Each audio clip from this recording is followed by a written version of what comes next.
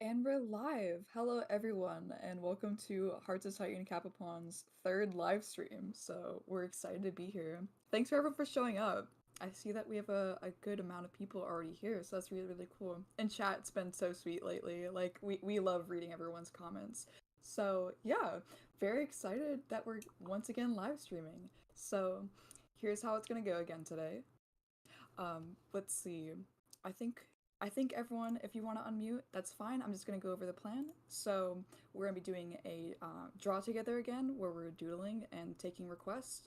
Zombie won't be drawing until that there is a doodle request. So if you want a Zombie's doodle of any of the Hearts of Titan characters, there's a link in the description, and you can just send us $15 with whatever character that you'd want from the cast and what you'd want them to do, and Zombie can doodle that. So that's what's going on, and then we'll be answering questions. We'll be taking Q&A from chat this time, so we'll be keeping track of chat, logging questions down, and getting those throughout the stream. But also, we have something new today.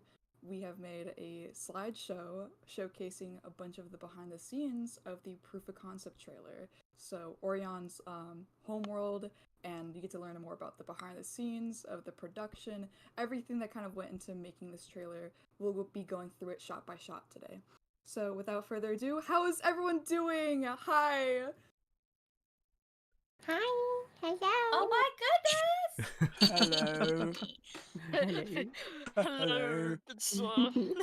Hello! You know, a solid 6 out of 10, but you know. Whoa. I'd say Sam. I'm doing terrible. Because my precious baby Tilly is not in my arms right now.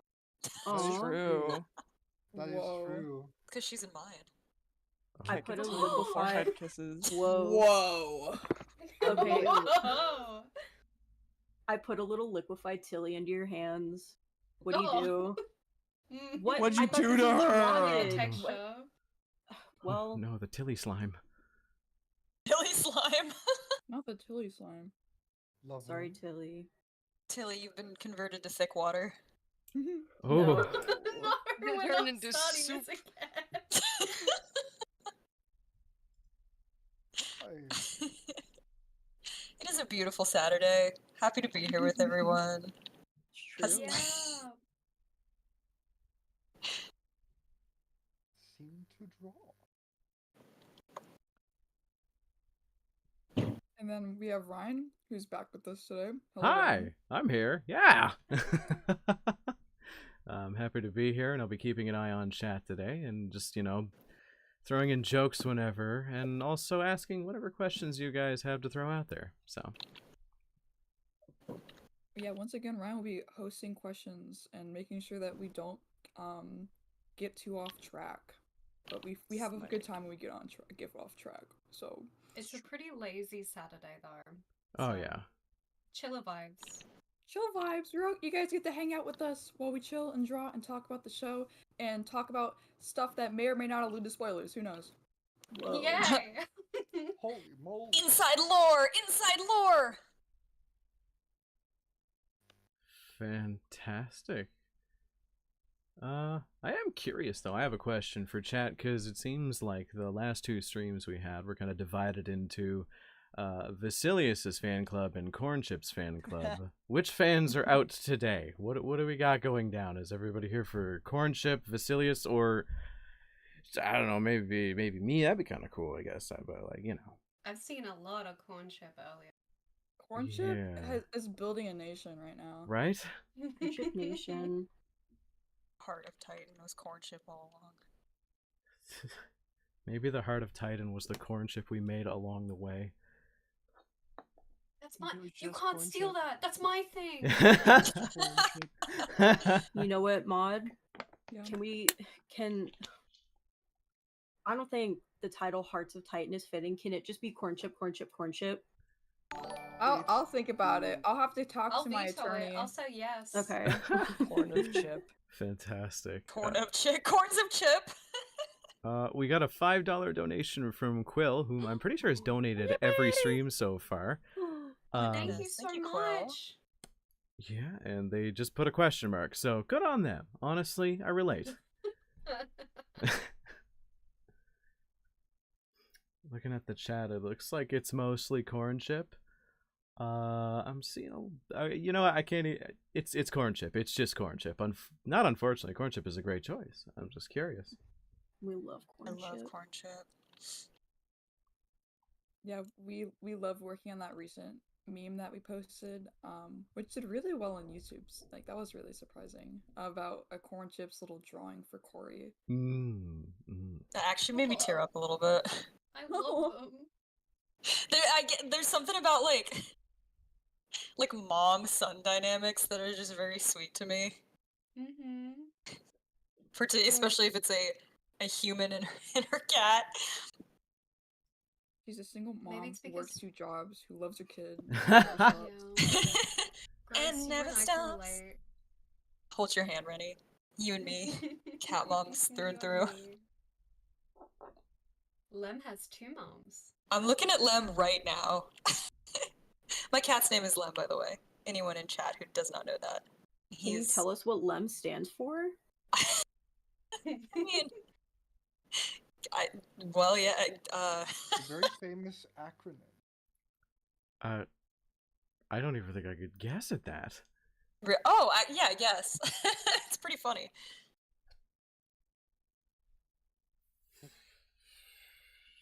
Oh. Okay. Let's see here. I've just been reading chat now. We got a lot of corn chip. Yeah. I did see Elias Jamin and a little bit of Corey. Yeah, it seems like Corn Chip Nation today. A rare but very special Damien and Elias fans. I'm one of them. A very special subsection of the fan base. I'm appreciative. Someone said, "Who has a cat named Sora and Riku? Because that's legendary." That's me! Oh, I Renny! have Sora and Riku. RennyRoomba, that's me!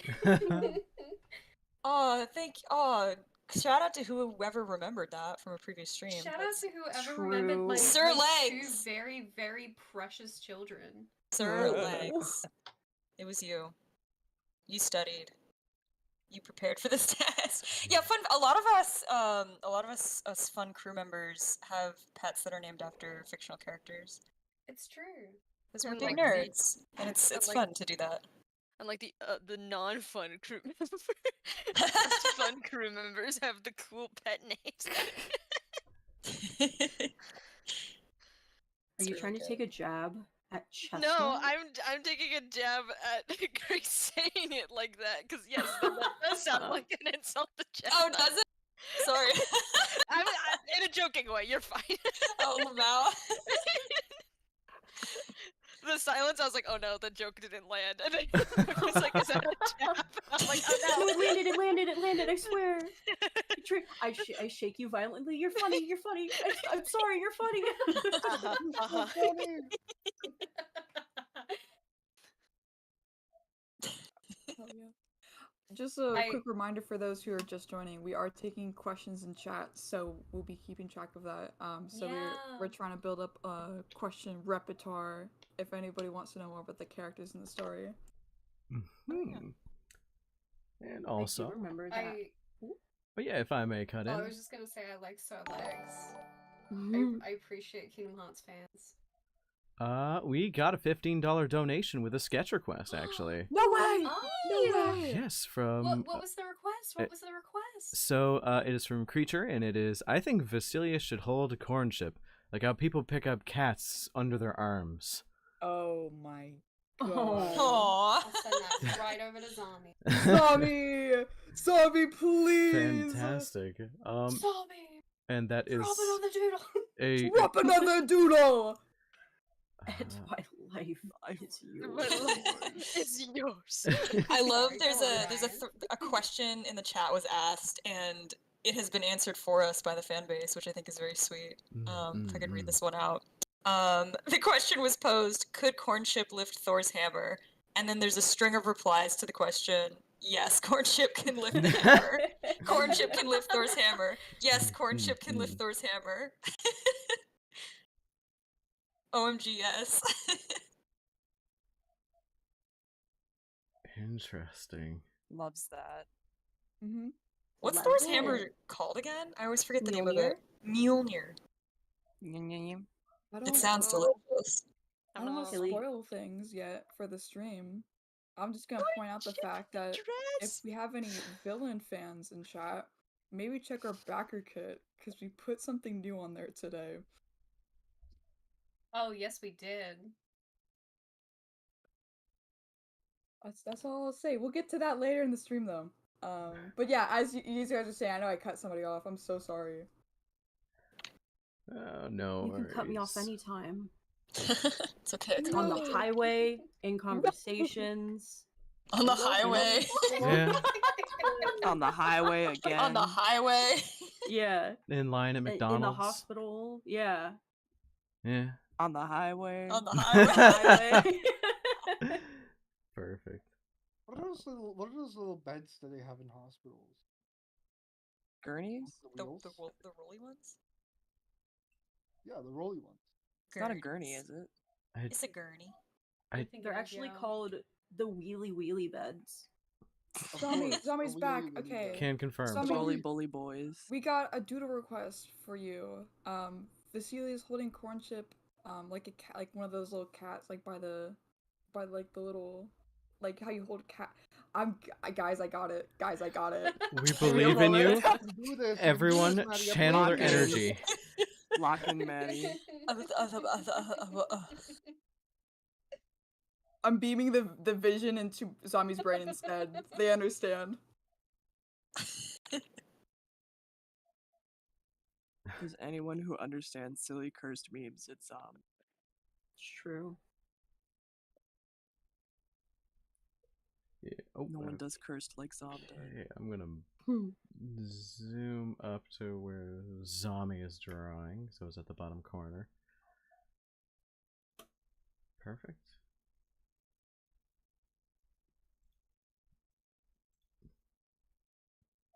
Get everything back open. Okay, but yeah. If anybody else would like to send a donation in order to get a doodle request, there is several links in the description that you can definitely click on. The Streamlabs one is usually the one that we're going to be accepting the most from, but if you want to support us the most, go to BackerKit, because that's where the show is going to get funded. So Yes. And we're close. We're close. Very We're close. 83%. We're so close. We're so close.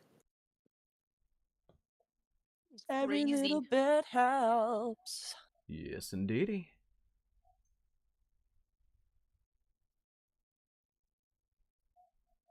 I remember last stream there was someone was asking a question about like background design, and I sent it to a group chat and I was like, guys, I'm screaming, someone cares about my special interest.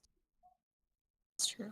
And I sat there and I smiled, and it was stuck there for the rest of the day. I actually had to go get it professionally looked at, and then Tilly hit me with a big comedic hammer. I love hitting people with hammers. It's true.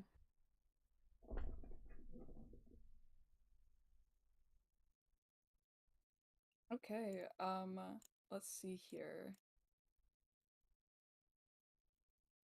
We got a couple questions, Ryan, if you want to check that out, but I think we can get that started for a little bit, and then I'd say maybe after 5 to 10 Q&A questions, we can head over to the slides that we have.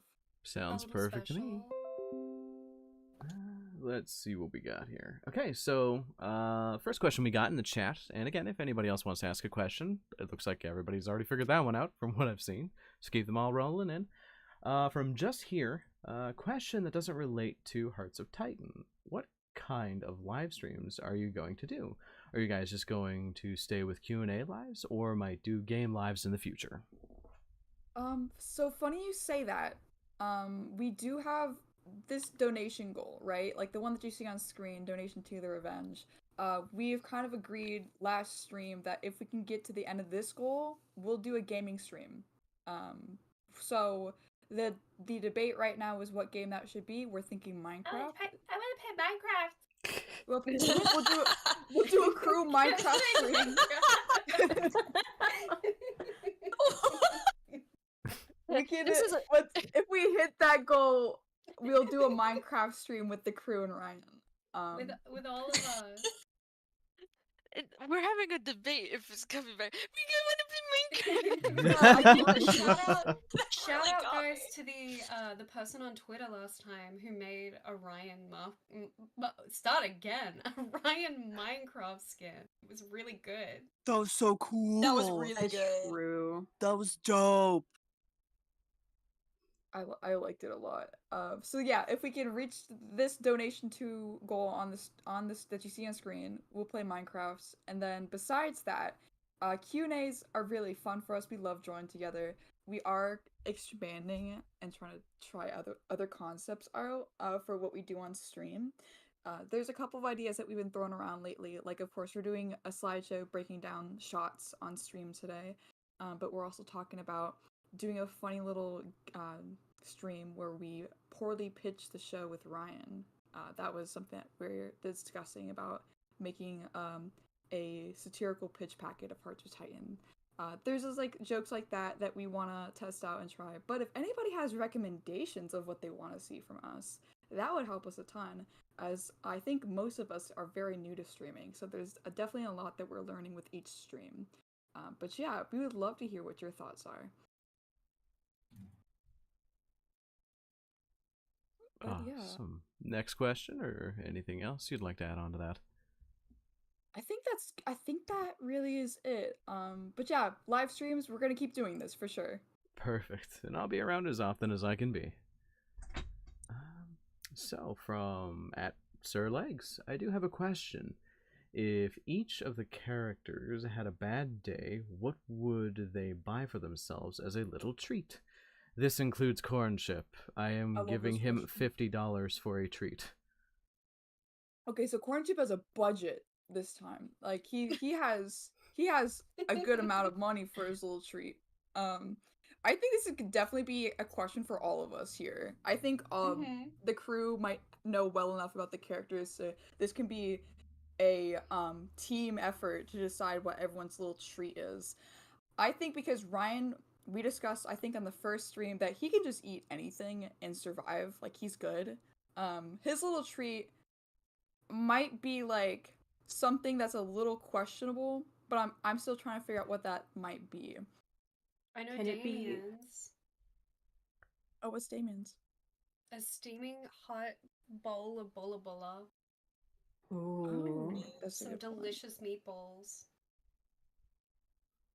Yeah. Can Ryan's be the 40-pound cube of pure tungsten? I second it. Specifically to eat. Yes. Yes. Oh my gosh. Like an apple. Crunch. Covered in motor oil. He doesn't eat the core. Question. Just Mhm. What, clangs. do you guys think that Cornchip would be the type of cat to like watermelon? Yeah. Oh. That's the But only way. also, Watermelon. does Cornchip eat normal food? Oh, good question. I think Cornchip would be a lot like Lem in that if Corey's eating it, he wants a bit. He wants a taste.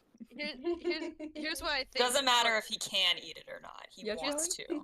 Here's why I think Cornchip would eat the watermelon. Cornchip would eat it in a way that it makes the little face, and then you'll put it to his face, so that's the only way he can ever smile, is having the watermelon like Oh. flipped in the way to make the smiley face. It makes a That's it. smiley face with the watermelon. Yeah. Oh That's my the gosh. only way he can't physically smile. I love I can imagine he's doing like an E type of noise. E. That is We precious. joke a lot about Cornchip talking. Cornchip can't talk, but it's funny to think about. This is funny. I know Zombie's drawing right now, so Zombie, I know you were the person that really, really has a lot of opinions on food. So, what do you think Elias's comfort food is? Or like for his little treat? Snacky treat. If Zombie's a little too in the zone, that is okay. Raw soup.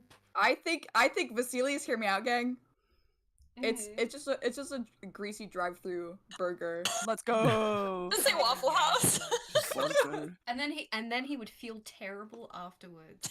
But he feels terrible all the time, so And get another one. It'd feel better. I would like one waffle and one more waffle.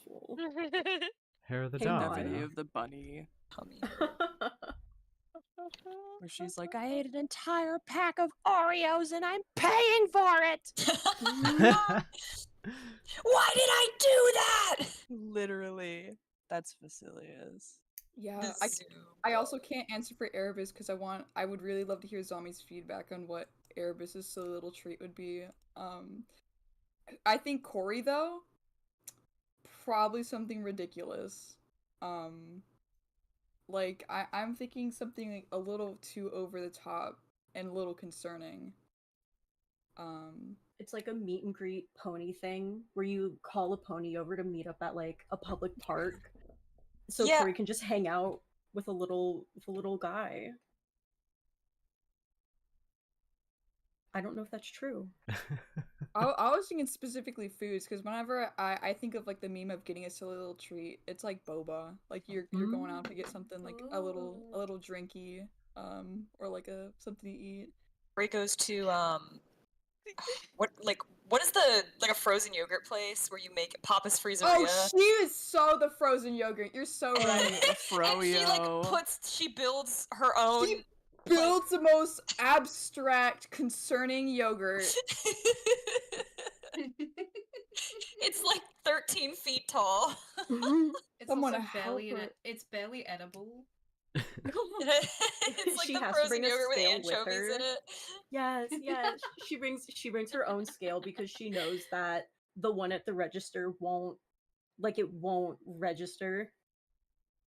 Oh, She's my like, don't worry, I gosh. got this.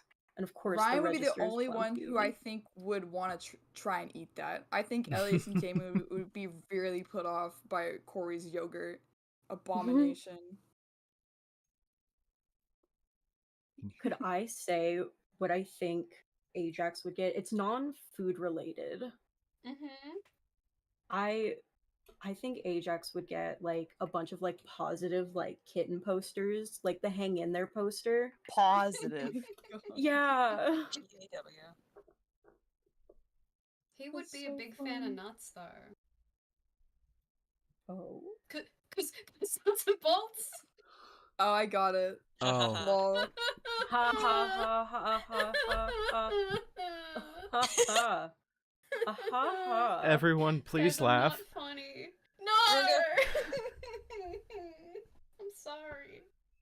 You should be. What about I should be. what do you think the It's silly okay. little treat is for Perry and Beck? Because I think Perry is Ooh, definitely a ooh. coffee person. Mm. Tapioca. Oh my Anything gosh. with tapioca. Custard for Perry. I can see. I don't know I think why. I thought you meant Baked with, just like ice an cream. industrial container of tapioca starch. It's just the powder. With a If soup I ladle. told you it was an Australian thing, you would probably believe me. You'd be like, yeah, that checks out. That sounds right. Yeah. My favorite Yeah, you know what- marshmallows have tapioca. Ooh, Mm. marshmallows is a good treat. Mm. S'mores. Smart. S'mores. S'mores. S'mores. I Who would okay, like so s'mores? oh, Out of s'mores. every- I think Yeah. Elias is a s'mores person. Oh, so true. We gotta write a camping episode. Okay, who's like not cooking the s'more at all? Who is burning the s'more and who's getting it just right? Ryan's mean, burning it. Corey's Yeah, and burning it. Corey. Yeah, Ryan and Corey definitely are burning it. Corn chips burning it. Oh, Wouldn't Elias get it just right? Elias. Elias. Oh, sorry. Elias, Yeah. I'm sorry. I was like, You're wait, fired. did I? I'm just kidding, Carolyn. I'm just kidding. You're good. threw me for a loop, I'll be honest. I'm so sorry. I read the name wrong. No. His name is like a little confusing, so I get you. All of their names are confusing. Yeah, Because we're terrible, sorry. We made it that way. We're sorry. I have never seen a name more difficult to pronounce than corn chip. What were you thinking with that? You can blame Zombie. Ryan, my goodness. I think Damien would undercook the marshmallow. I think Damien would Wait, be hold really on. insistent about being good at roasting marshmallows, but in execution, he would do a very bad job. Let's reverse it. Let's style it back. Undercook a Yeah, marshmallow is an interesting He just tries to cook it over the fire, A but doesn't do raw- anything. a raw marshmallow. Raw. I'm sorry, Oh, his but- mushroom's raw. straight off the vine, just not ripe in the He slightest. puts it on his stick, but it doesn't cook at all. He just holds it too far away because he's afraid to get close to the fire. Oh, that is. I would say that's canon. Would you say that's canon, Maddie? Yeah, Hmm, yeah, hmm. totally. I think Ryan and Corey would just be messing with the marshmallows, like to the point where like they start wasting them, where they just like, let's see how many we can like fit in this mouth, and then like they'll try and like Chubby bunny. oh yeah, whatever that challenge was, or they'll try and like, I don't know, tell a little story with the marshmallows. Or it's, no, we gotta sacrifice you to the fire. Oh. I don't know how the bean conversation started in chat, but I do approve it. What is happening with beans in there? Who in Hearts of Titan would like beans? I love beans. Love I love beans. beans. I I'm do. not a character in Hearts I of Titan, but I literally love like beans. just made 15 bean soup the other day. Oh my goodness. That's a lot of beans. It is a lot of Beans. beans. Can you name all Beans. 15? No. You know what? Grace might. Grace What? might. Was okay. If I had to guess the beans in 15 bean soup, I would guess. Well, they always have green lentils, and I know lentils aren't beans, but they always have lentils in those packets. Probably northern beans, lima beans, garbanzo beans, navy beans, black beans, kidney beans. I have no idea what number I'm up to. You're at You're at Fine. 6 I can. right I now. Six. can. I I'm looked up keeping the track. mix. I looked up the mix and I can rattle them off. I'm counting on my fingers. We have northern, pinto, large Pinto. lima, yellow eye, garbanzo, baby lima, Garbanzo. green split, kidney, cranberry, small white, pink, small red, yellow split, I lentil, like small red. navy, white kidney, and black bean. So you did get a fair number of those. Woohoo! You got nearly half. I'm proud of you, Grace. Oh, Mama and Mama likes her beans. about treats, the little treats. Zombie says Erebus' a little treat would be sushi. Aww. Oh, yum. What You kind would. of sushi, Zombie? Yeah, would it be gas station sushi or like Oh, my Sit down. favorite. Yeah, Arab it's is a definitely Ryan's snob for favorite. sushi. California. Ooh, rolls. Cali rolls. Nothing quite like a benign gas station meat stick that definitely didn't come from an animal, but it kind of tastes like it does. The What's that meat one gas obelisk. station-like place that you guys have mentioned before? Buc-ee's? Buc-ee's! Oh, goodness gracious, it's not the place that Buc-ee's gives everyone conversation. food poisoning, apparently. yes? I haven't heard that. I've heard glowing reviews of Bucky's food, but I also have never eaten it, so. Can we go to Buc-ee's? Huh? Can we go to Buc-ee's? Don't make me turn this car Yeah. around. Yeah. No, no. Wow, I I need to almost. see the 300-mile countdown to the nearest Buc-ee's on the billboards. Someone's. Imagine stealing one of the like 227 miles to Bucky's billboards. What do you mean imagine? I look behind me and the windows in my room are blocked out as I look up at the Buc-ee's billboard I put in my front yard. Oh my gosh, sorry breaking like fan OC news. We got two people who've made fan OCs in chat right now. Let's Ooh. go. Hello. Hello. We love your fan Love. OCs. It's true, We you guys are love the goat. fan OC. You're so real! You're so real! Titan to Titan communication. It's happening, finally. Whoa. Oh, Exactly. do we want to have fun with another question? Yes. Yeah, we can go to the next question. Yeah, of course, if you guys want to move on. So the next question is from I am in too many fandoms. Same. Question. Fair. What kind of cat is Cornchip? So when I saw funny. this, You'll never know. Little guy. He's a mutt. when I saw this, I thought it was fun because we don't actually have an answer, but we could have a we could pose suggestions. I'm thinking maybe a Persian. I wanted to leave corn chips is very ambiguous. Like Yeah. you can, because It- he wears like nothing is fur the paint, thing. like the fur his fur is Yeah. dyed. So we don't really know what he looks like underneath the paint, and you'll never know what he looks like underneath the I mean, colored chat, fur. what do you imagine Cornchip being? Just... You'll never know how long his fur is either, because he wears extensions. That's true. Whoa. Oh my god. I mean, Question. from I like subjective that. reasoning, I you like could that just phrase. assume shorter than what you're seeing, but you do have a point. Do you think Cornchip like will dye his own fur? Wait. Or Oh. that like Whoa. Corey doesn't Whoa. want him? that was a Man. that wasn't a Had me space. in That the was first a half, not gonna No, lie. Yeah. no. No. You Cornchip. Brooke, you Uh, can't. No, I'm sorry. I wasn't thinking. I'm sorry. You put a loading screen in I'm the worst sorry. spot there. I'm sorry. No. DY. Wait. You have to get the plane again. Pause. Let me rephrase that. When it comes to the color of Cornchip's fur, do you think that he changes it himself, or do you think it's Corey that changes it? Okay. I think Corey takes a bunch of like color options, like swatches, and lets Cornchip point at the colors that he wants to have. Pause too after Brooke said, "Do you think Oh yeah. I'm sorry. I literally did not register that until someone Yeah. was like, "Wait." Yeah, that's that was me?" I gasped. Audibly, I gasped. That's I My was awesome. vision hold went black on. for a moment. I lost every single sensation in all of my limbs. Look at what you did. You sent Tilly to a sensory deprivation tank with one sentence. Impressive, but terrifying.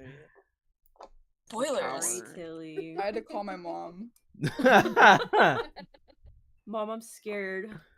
Mom, Pick come me pick me up. Pick me up. They said something about Cornchip. Guys, my mom says I can't be here anymore. I gotta go home. Sorry. I'll ask my Mama. mom to schedule the playdate next time. So I can't play with you anymore. We could play with you. You know what? I don't want to play with you anymore. I'm gonna go and play with Mario Totoro instead. Well, what? And I go into I start walking into the sand pit and I trip over. Oh. It's quicksand, you start sinking. Oh, The cartoons warned me about this. Oh, no. Hi, Oh, Tilly. People on Instagrams told me that I it's don't wanna supposed to play sink with a you lot anymore. slower. Why is it sinking me so much faster than I imagined? It's because you're struggling. You just Okay. gotta stay still. Okay, next question. Okay, 1 second. Let me zoom back out and get the next question up. From Scrombies. Question: can Ryan partially switch to his alien natural form thingy? Like, could he just make his eyes glow and leave the rest of him normal? Oh, interesting. So I am the bearer of bad news, but his eyes just look like that. There's like he can choose what he wants to change. So actually we do have designs of like Ryan with partially transform as an alien. But just for like our own creative decisions, we've made it so like Orion's and Ryan's eyes will always be that yellow color.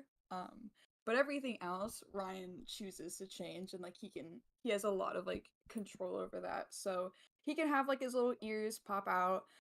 He can change like back to like his little purple self. His tail, like his claws, like he can like mix and match it if he wanted to. He can also look like Garfield. And Timmy Turner. And Timmy Turner. And Hill Hank, apparently. And Hank Hill. He's like, I'm the mermaid with all the powers in the pool. I'm sorry. Uh, I'm sorry. okay. We don't want to talk. Do we want to bring up Hank Hill again? I'm so glad. Drawing. I was Yeah. so Please, like, proud I'm of so that glad you Hank mentioned Hill this. drawing. It was so good. Genuinely. For context, chat, Tilly drew an incredible Ryan as Hank Hill in the first stream we had. It was So beautiful. good. Legitimately. I am still staring at the stupid Timmy Turner doodles on It's really, I love the one eyebrow. It's It's kind pretty of ticked good. up a little. It's pretty good. Really up here. Purple space aliens! Oh god, Mr. Wait, who in this series is most Crocker adjacent? Erebus! Erebus is a narc. Has He would this... also like Literally is. fold. Yeah, he would fold at any conspiracy theory. Oh goodness. So voted most easily gaslit. I can get behind that. That sounds pretty fun. He absolutely is. What do you mean? What do you mean? Mr. Crocker was right the whole time about the fairies. Okay, next question. Next question. Wait, just real quick, I'll add on to that. The funniest part about Erebus being the easiest to fall for conspiracy theories, he always falls for conspiracy theories that are wrong. Yeah. Love that. Interesting. He's so close. Interesting, you are him. Most likely to believe the moon is in fact made of cheese. Okay. Next question from Brayden. What does Cornchip dreams? I've seen them ask this a few times. They're asking, what does Cornchip dream of? Corey. Oh, just got him, mama. period. His Big mom. fan. Mama. You're running through a field of flowers. Yeah, just True. the sweetest dreams. Comically And his large nightmares lollipops are and the high exact fives. same. Oh, sorry, go ahead. No, I'm done. That was the bit. They're doing backflips. And his nightmares are the exact same, but they can't stop running. No. She's tired. Oh. Chip's looking up at her like, Mom, stop! What? Could Cornchip talk in his dreams? Oh my Good about gosh. his dreams. And also, Ooh. the nightmare is not that Corey's doing this because she's malicious, but she's just not noticing that she's having too much fun. Yeah. Chip could never think that Corey was evil. It's Obviously. true. Yeah. Man. I think that's really good. I don't know what else he would dream of though. I'm trying to think. Oh my gosh. Question. Yeah. Okay. So, if we are to hypothesize that Cornchip can speak in his dreams, who? Voice claim. Yeah, I voice know. claim. Like who do you hear Gilbert coming out of this Gottfried. little cat? Danny Oh Trejo. my gosh. I have an answer I want to say. I also have an answer. Please I go wanna say. ahead. Is it Grace? Is it what we were thinking of yesterday?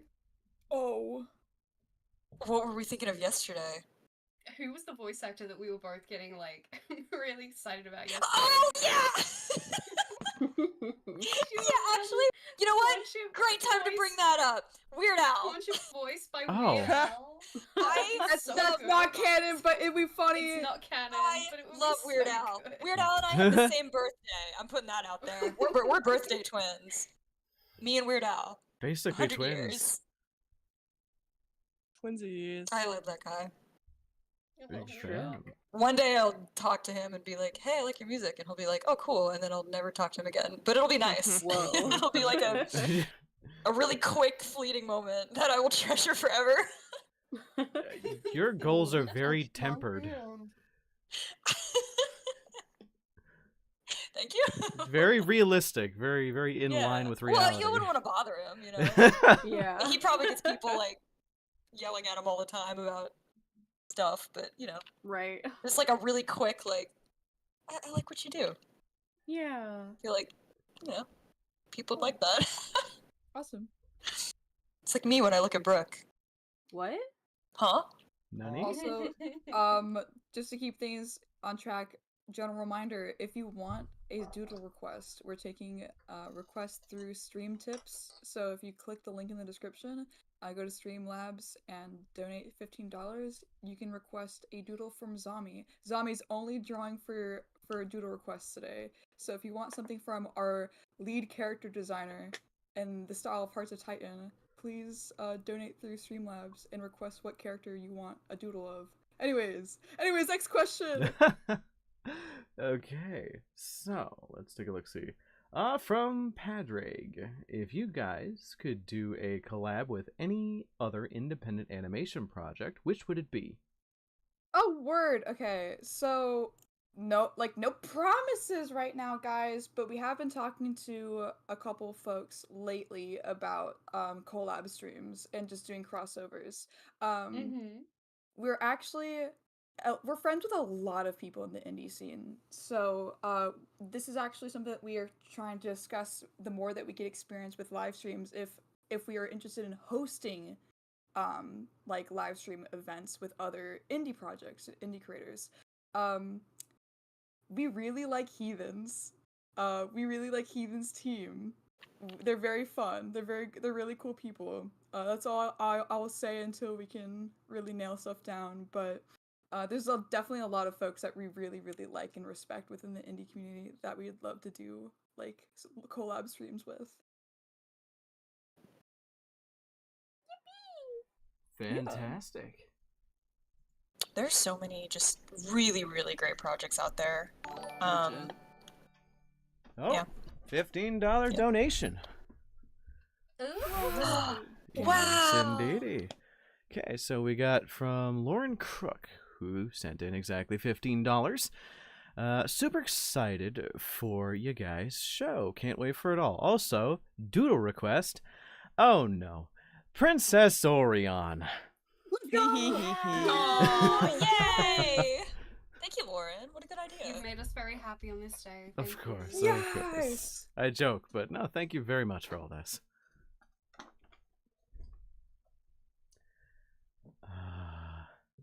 Okay, so on to the next question. Absolutely. Beautiful. Next question is from Penelope King. Don't know if this is too spoilery to ask, but how old is Orion when his tragic backstory happens?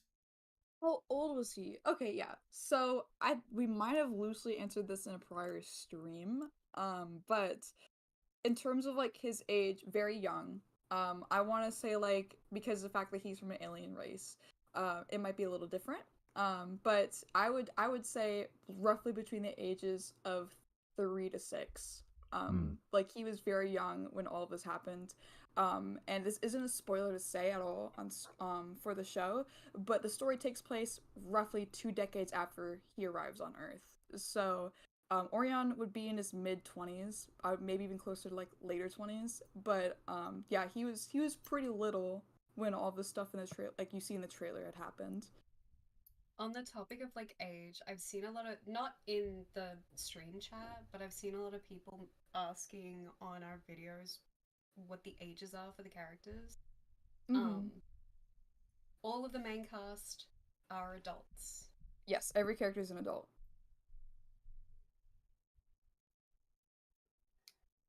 I also know that people ask for the general ages of each character. We will want to keep that like specific character details with when we actually release more material about the series. Like for example, we're actually pretty close to locking in on some of our scripts for webcomics, which has been really exciting. So once this campaign is ended, we're actually gonna get started on webcomics pretty soon after the fact, along with the animated short. So like in general, you want like just assume that like every character is an adult. And funnily enough, Erebus and Ryan are actually pretty similar in age, so like mid to later 20s. I would say like, out of everyone, Vasilius is the oldest though. So yeah, we'll put like a pin in that until we feel more comfortable with like giving away like more like specific details about characters. But thank you for asking. Vasilius is old as the hills. As soon as I heard that, I was like, I wonder why Maud had that, made that decision. So Legs is like, Vasilius Yeah. is clearly at the fresh age of 19. Yeah, I was about to point that out. Vasilius ages like a banana put inside a microwave. Whoa. Do they age quicker if you heat them up? Oh, probably. I know that works if you put them in a bag. Totally Not enough, a banana I think, chemist. like everyone is adult. Like every character is, but I Based. think Damon and Elias, funnily enough, are like the youngest 2 out of the 4 main characters. But yeah, that was a fun little fact. Cornchip is the only baby. Cornchip is little, but he's also a clown cat. He's a little kitten. Yeah. A baby. It's a little guy. Perfect. It's just a Little baby. fella. All right, This is on what the fly, but it Just a would be a little little guy. cute if during the series we just like slowly make Cornchip bigger and bigger.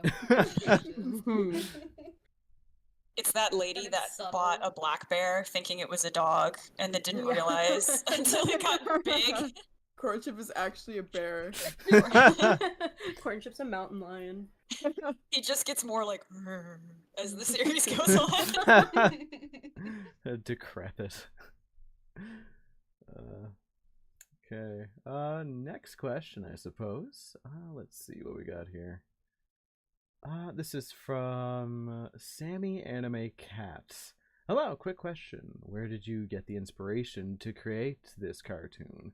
I noticed a bit of Superman origin story. Okay, everyone hold on to something, because this is gonna get a little wild. Batten down the hatches, you know. Hearts of Titan actually started off as a love letter project to Symbiotic Titan from A show that barely anyone knows about, but is really the show that people only remember for that one scene. That one very one scene. cursed clip. I don't want to name drop it. Took me a But second. the show is good. The But rest only, of the show is really good. the rest of the show is really good, but people only remember Symbiotic Titan for one clip. And it is so tragic. It's very unfortunate. So I was also so in love with the show as a kid and very sad that it was canceled. So Hearts of Titan was actually started as a love letter project to that series. So you see a lot of similarities, haha, the name, but also like with like certain design aspects, like just certain like story elements, things like that. I would say nowhere near the same shows between one or the other, but that's where this project started. Was we wanted to pay homage to that series. Also, sad that it got cancelled. Sad they got cancelled. Oh my gosh. A lot of it came from like talking about, wow, doesn't it suck that this got cancelled when it had so much potential? And they were like, what if we do our own? What if we do our own little funny Symbiotic Titan? And then it turned into something completely different. Yes. But yeah, that's how it started. Yeah. Perfection. Okay, on to the next question, I suppose, unless you have anything else you want to do, or when would you like to transfer over to the slideshow? Let's see. I think we can answer a few more questions, but I'll also be keeping track of questions that we can get back to after the slideshow. Okay, perfect. Sure. Oh, and Zombie, just let me know when you're done the Princess Orion drawing in chat, and I'll be able to see that and go over and show the fruit of your labor. Okay, so next question is from, I'm thinking that's PJ Gamer. If Hearts of Titan cast were in a yearbook, what would all of their most likely to blank and most blank be, if that makes sense? Oh, I know exactly. Superlatives. Ooh, Okay. I didn't know that was a word. I learned something new today. Yeah, they're superlatives. Oh my gosh. Okay. Sorry, I'm also keeping track of questions at the same time at the moment. Let me see. I think in terms of superlatives, obviously Corey's class clown. Um, but I think Damon would have something to do with academia because he's very studious. He's always very punctual. I think like he would have something involving being very on time or like just being consistently good at like work assignments and like hitting deadlines. I just have to think of like a funny way to say that. But for Elias, he would be something like the one friend that has to like be like the person in the middle and mitigate situations. I think Elias would have something to do with like leadership or being able to sort of like handle like I guess personal relationships or it's sort of like I wouldn't say like oh he's like the one that like deals with like friend group drama, but he's definitely the one that like I think can solve a lot of like interpersonal issues or like conflicts or just knows how to like be very empathetic towards others. So I think it would be something involving like sympathy. So I think that's the main three. Ryan I think would probably have something involving an incident. Like there was never a superlative for this, but they had to make one because he did something. It just says never do it again. Never do it again. The pinecone incident. Yeah. Yeah, so like it would probably be something involving him doing something really bad, and then becoming like legacy or like some kind of myth amongst students. And then let's see, Perry and Beck. Perry would probably be the one that's like the most like social, like the one that like gets like a lot of like the one that gets like nominated for prom like a bunch of years in a row. Like that's kind of what I'm thinking for Perry. Beck is the one that's like I think Beck probably would either be wish we got to know you more type of superlative, which is really unfortunate because Beck is really sweet. But I think it would be kind of like people mischaracterize Beck and they have to give her a superlative that's like that we don't really know this person, so we're just gonna make something for them, which actually happened to me. So I think I relate to this. But I don't know about Ajax, Erebus, or Vasilius and what their superlatives would be. So what do you guys think? I didn't know. Alright, okay. Erebus Yes, Zombie says most dramatic. Yeah, that check. That's true. Most likely to believe in fairy godparents. Fairy godparents. Okay. Fairy godparents. Shall we move on to the next one? Yeah. Perfect. This is from Jay Grayson. What baked goods is Elias's favorite to make? Oh my gosh. Oh, there are so many. Funnily enough, we have ideas. We have a test animation I don't think we ever posted of like him making baked goods. So thank you for bringing this up. I think you did post it or showed it somewhere. Yeah, like... it was in part of it was in a reel. It would be fun if when we re-clean it, we add. I'm not gonna say details, but if we add some newer aspects to his design. Smiles. Yeah, like I think that's good. Yeah, I think that could be a zombie question because they would have a lot of takes on Elias's interests in like baking. So I know that in that test animation we had cupcakes or like muffins that he was making. He would be good at making a croissant. Croissant. Oh goodness. Most favorite pastry would be a roll cake, says Zombie. Ooh. Oh my gosh, Princess Ryan. I'm waiting until it's done Oh, before it I looks go so over. Yeah, I'm very excited. I'm seeing I'm it excited now. to stream to see. Oh my goodness. I can. This looks like a villainous manhwa. This is beautiful. Let's go. Would cosplay. Maud, I stare directly at you, knowing that we have hundreds of unread, like, updated chapters. I don't know what you're talking about. You're right, I'm lying. Sorry, I wanted to don't read. project. I don't read that kind of stuff. It's true, it's true.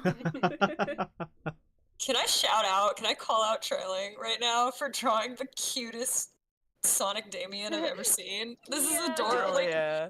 oh my goodness. Is he a red panda? Yeah. That's so cute. Oh, I'm screaming. Trailing. I've been wanting to draw back his shadow for like a very long time. Where's back? That's so funny. That's Oh. up. Oh my god. I was looking at Yeah. I was looking at IDW comic pages last night. Oh Ah, goodness. let's Yes. go. Yes. I'm just like, ooh. I was looking at those to help me figure out how I was gonna do Damien. That's Let's I go. wrote so That's good. awesome. I wrote in the chat my goals for the stream of what to draw, and I wanted to draw some of the Hearts of Let's Titan go. characters as Sonic characters. And Good. Then I've done time in the Sonic fandom. Tilly the Roz one. So. She's drawing Roz in the top middle. So Oh, what happened? Why is she so sad? Roz. Stress. she looks so sad. Pain. It's so good. What happened? Oh my goodness. She's What happened? What? Okay. Let me look over everything one more time. Okay, I think we can answer one more, and then let's switch over to like the little slideshow that we made after this next question. The slideshow. Though I will say we should also probably show Princess Orion before then. As Oh yes, we well. should. Just okay. Let's see. Next question. From Christy. Which is the character you have the most fun drawing? I think all of us can answer this because I think we have different favorites. That's true. We also Mine's, just got a $15 donation. Oh! Yeah. Whoa. Anime gas. Your birthday. So, from Sir Legs, $15. Okay, I cannot resist. In light of recent information, can you draw Vasilius as Peter B. Parker meme? Or as the Peter B. Parker meme when he's eating a burger? We've gone full circle. We've gone full circle. We can absolutely do that for you, Sir Legs. That's a great prompt. Anything for you. Heck yeah. I think that's a good cue to go over to Princess Orion. Yeah, let's show the other doodle request that we got on the next page. And then we can go Okay. back to the question. Oh goodness. Oh graciousness. This is the evil that you have wrought upon this world. I hope you all enjoy. So lovely. He got reincarnated as a lovely. villainous. It's so lovely. I love it. There's nothing evil about this. That's all. This is very revolutionary girl Lieutenant. Oh, that's true. Yar. Love I Lieutenant. thought that as well. It's beautiful. Gorgeous. Gorgeous, gorgeous, gorgeous girls. Oh, real quick. Gorgeous. I think we should answer the question of who's everyone's favorite character to draw. And while you guys are doing that, I'm gonna grab water before we start the slides. No Sure. problem. We'll just I start think- off. Yeah. Zombie's Harry's. favorite is everyone. Ha! Zombie loves drawing everyone. Zombie's correct. Zombie's favorite character is Erebus, though. True.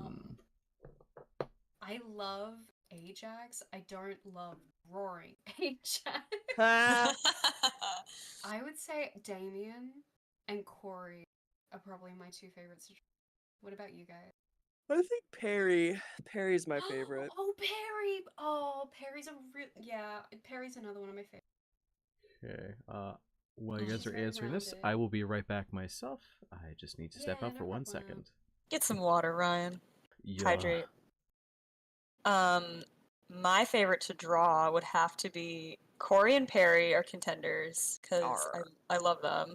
Cornship's up there because I love drawing animals. Chronic woman like Grace. Yeah. Yeah, Whoa. true. I like drawing them. I don't know what to say. Has Tilly weighed in? Just so beautiful. Yeah, Tilly, who's your favorite? I was gonna say I really love Beck, but I think my favorite character to draw is Perry. Oh, well, I've seen you draw her so many times in like the last 2 streams. I love drawing Perry. Right? She's fun. Something about her shapes. Yeah.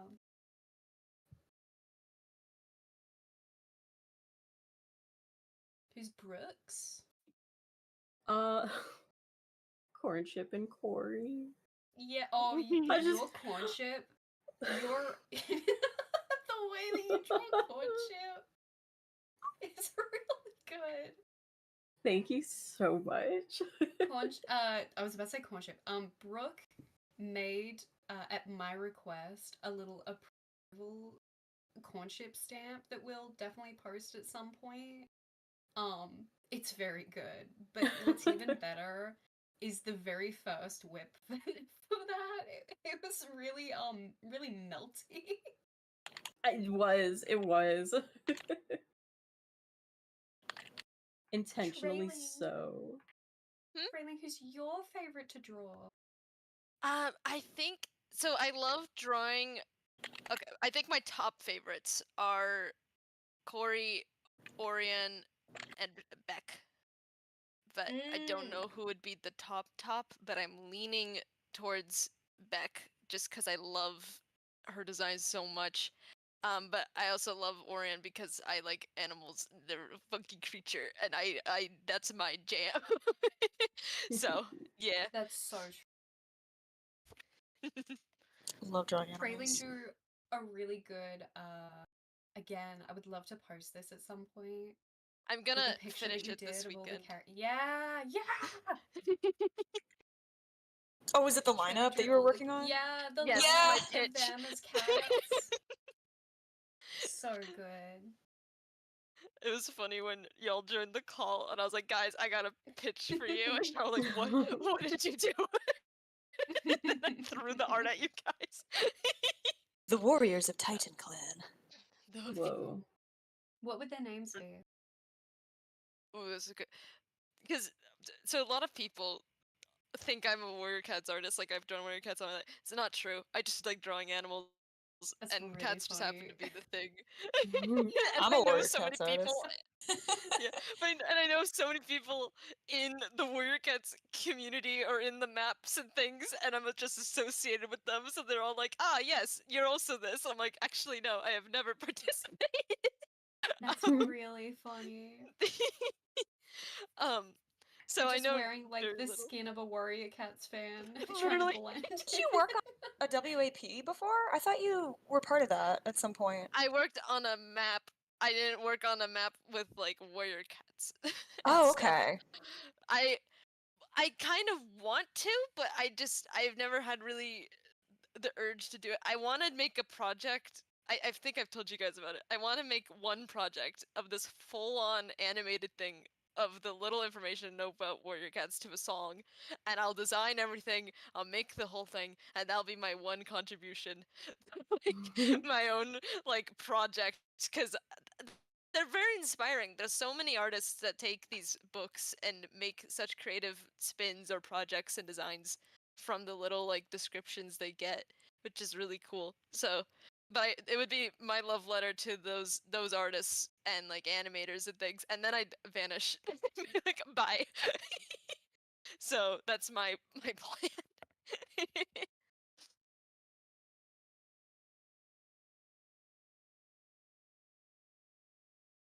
Did the call go quiet? Sorry, I was marking down questions because Oh, that's I fair. was so engaged in the I was so engaged in the conversation. I let a few go by. That's so fair. I'm also seeing up above a Wait, lot not of zombie. people complimenting Princess Ryan. Sorry, Princess Yes. Kappapon. I love And the Princess chat go Ryan. crazy. And the crowd goes wild. Someone said Orion in the dress is gonna be my profile picture for real, for real. That's so real. Yay! Oh, okay. So when we see people commenting with a Hearts of Titan profile picture, we'll usually take a screenshot because we love to see it. Yes, and it's I get very actually excited. it's actually a community goal on our backer kit. So if enough people change their profile picture to the Hearts of Titan characters, that means that we're closer to unlocking another community event. So Yeah. just saying, you can definitely use our characters as profile pictures. Yeah.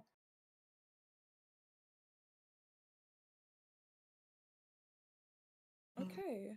I'm assuming that Ryan is gone at the moment. Yeah. So it's party time. We're just chilling. We're just chilling to hang out. Okay, word. Guys, Ryan's not here. I run over and really quickly I eat his keyboard. The You just hear a stream lot of goes clicking. dark. You just hear a lot of clicking sounds, and then like. Hi, hello, I'm back. Hello. Hey. You didn't hear anything, right? We weren't eating your keyboard or anything. No, just No. clean that. Oh, you guys are That was not happening. okay. Somebody said, how many OCs are we at now? I'm not sure. I just know that the backer kit goal is 15. So I've seen I think 5. we've seen 5. Okay. So we need we need 10 more fan OCs to get that community event. So. Unfortunately, we're not counting our own. Yeah, that's true. We have them. I'll let you know that. I was just gonna ask, what if I made it?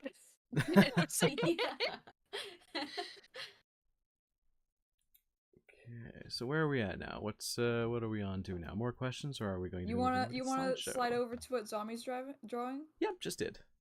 Driving. Multi-talented. They can draw and drive at the same time. Don't draw and drive, Zom. It's not worth it. 2024 Oh my Kia God, Forte. they're swerving. The hamburger, please. It's like what Tom was trying. It's a doodle request. It's a doodle request. So if anybody else wants a doodle request, you gotta send us $15. Yes, indeed. Oh my gosh. Holy moly. This time around, I'll make sure to post the doodle requests as like separate drawings as well. Oh, facts. So they're a bit bigger for people who want them. Man is hungry. For I don't know, whatever means. Go nuts. The world is your oyster. Should be true. It's zombie like driving while drawing is like the person who had a court date thing about driving, and they zoomed and joined the call, and they were driving in the thing. Oh my God! I remember that video. Yeah, their license had been suspended. Somebody said, where do we need to change our profile pictures? Anywhere. As long as anywhere. It counts. If you comment on any of our social media, we usually see it. Especially if it's like a YouTube comment, we check every YouTube comment. Sometimes we take a couple days to look at them, but we see them. We see you. We do it on Twitter, do it on Instagram, do it on Discord. Send a picture of it to me. I'm gonna be so honest. Some of our profile pictures on Discord is just one of the characters from Hearts of Titan. No, I think all we of should us, take a screenshot of us in Cole and then post it on like Twitter or YouTube or something. Yeah. True. My picture is Vass with the pan flag, just so everyone knows. Real. Okay, I think if everyone's good to go, I think we can go into the slideshows. And if anybody else wants to donate 15 while we're doing the slides, Zombie will work on it as we're doing the presentation. So we're gonna be going through shot by shot. Yeah. We got a question that is about donations, so I'll answer it really quickly. Someone said, when you get $15 for a doodle request, where does the money go? Does it go to BackerKit or yourselves? So that money doesn't go to BackerKit. So if you want to donate to BackerKit, you would have to follow the BackerKit link. Yes, but the funds that you give us on stream tips do support the studio. So it goes They all go towards production. It goes towards production of Hearts of Titan. So you're still supporting us if you give us a doodle request. Okay. All right. Cool. So if anyone donates during the presentation, Dummy can get started on those drawings. But we can start the shot breakdown. Yeah! So for anyone who has just joined, we're gonna be doing we're gonna be going shot by shot from the trailer and talking about the behind the scenes. So you're gonna see some exclusive stuff that we haven't shared before, as well as like us explaining more in depth about the trailer and some about the storytelling with that, and it's gonna be really cool. I promise. All right. So let's get this started. Shall I transition over? Absolutely. Okay, let me. You want to make sure that it's like set to slideshow mode. Let me see. It loaded in for me on my screen. It was like the top left corner of the slideshow. I've never actually used this program before. Where is it? Just hit slide or view. Ron, you've never used Google Slides? It's not in a long time, actually. You go to view and then click on slideshow. Oh, heck yeah, there it is, man. You're so called it a smart. program. It's Okay, let me just fix the favorite program, Google Drive. Ryan has like a webcam and has like pretty little pictures that he's drawn on paper to show his clients. Okay, let me just fix the slideshow because I got to.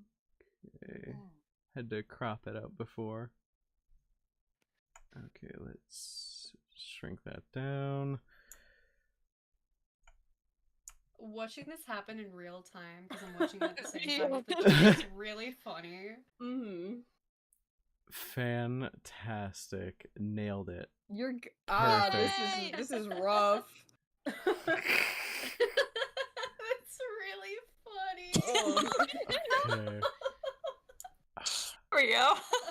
Okay, we're gonna have to shrink this a little bit. Just technical difficulties, everybody. Just give me 1 minute to resize the page. I had to shrink this is technical flair. Ooh.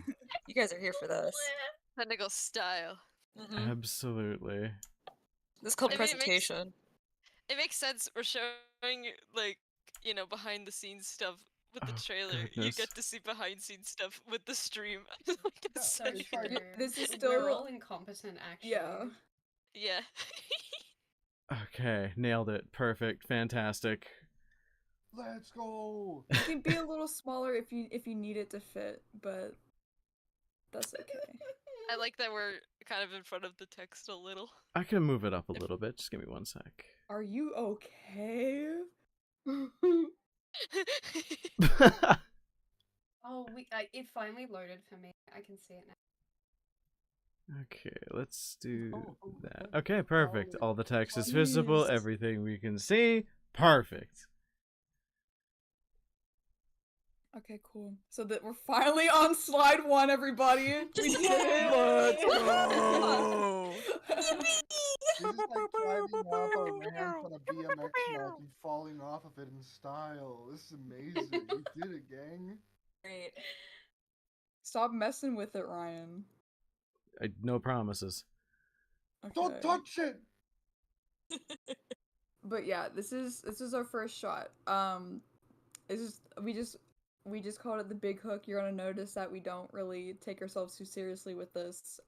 But when it comes to production, trust me, we do take it very seriously. But for this one, it was a huge challenge to develop the first shot, as we're supposed to grab your audience's attention. Like, this is the hook. And there's a lot of storytelling elements happening in just this shot. So you'll see like the smoke, the explosions, Orion, baby Orion, the homeworld's architecture, and even the falling quote-unquote stars that are in the distance.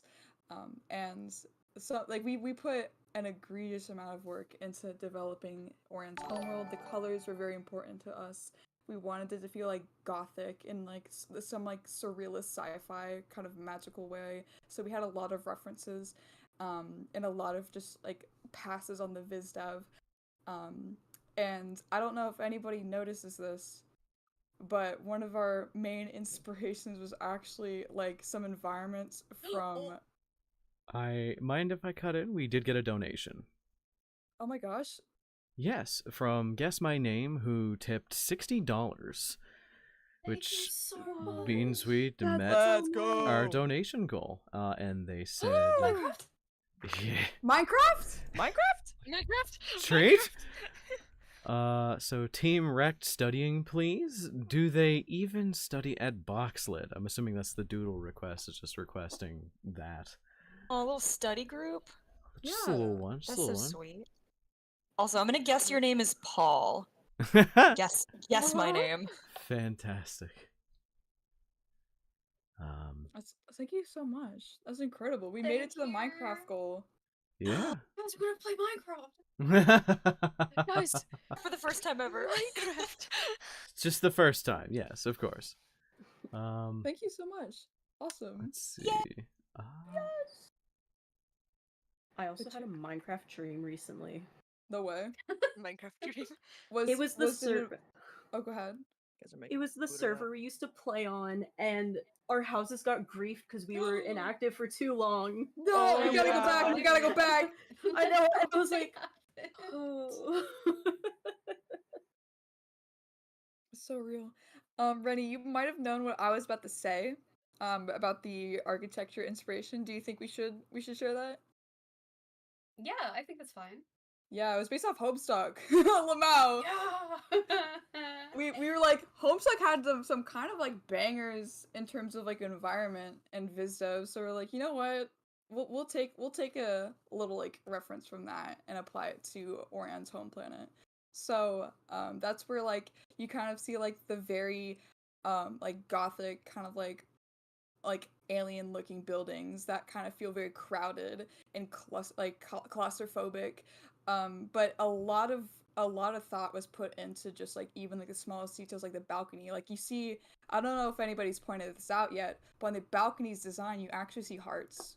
Yeah, like- every single background, every single shot, if you take time to study them, you'll see little shapes, little Easter eggs. We have fun. We have fun. Yeah. It's also on the slides, but did you know that even the planet in the sky is supposed to have a narrative meaning? We talked a little bit Yeah. about the planet and like what it should represent in this shot, and even that is supposed to complement what is the story of the trailer.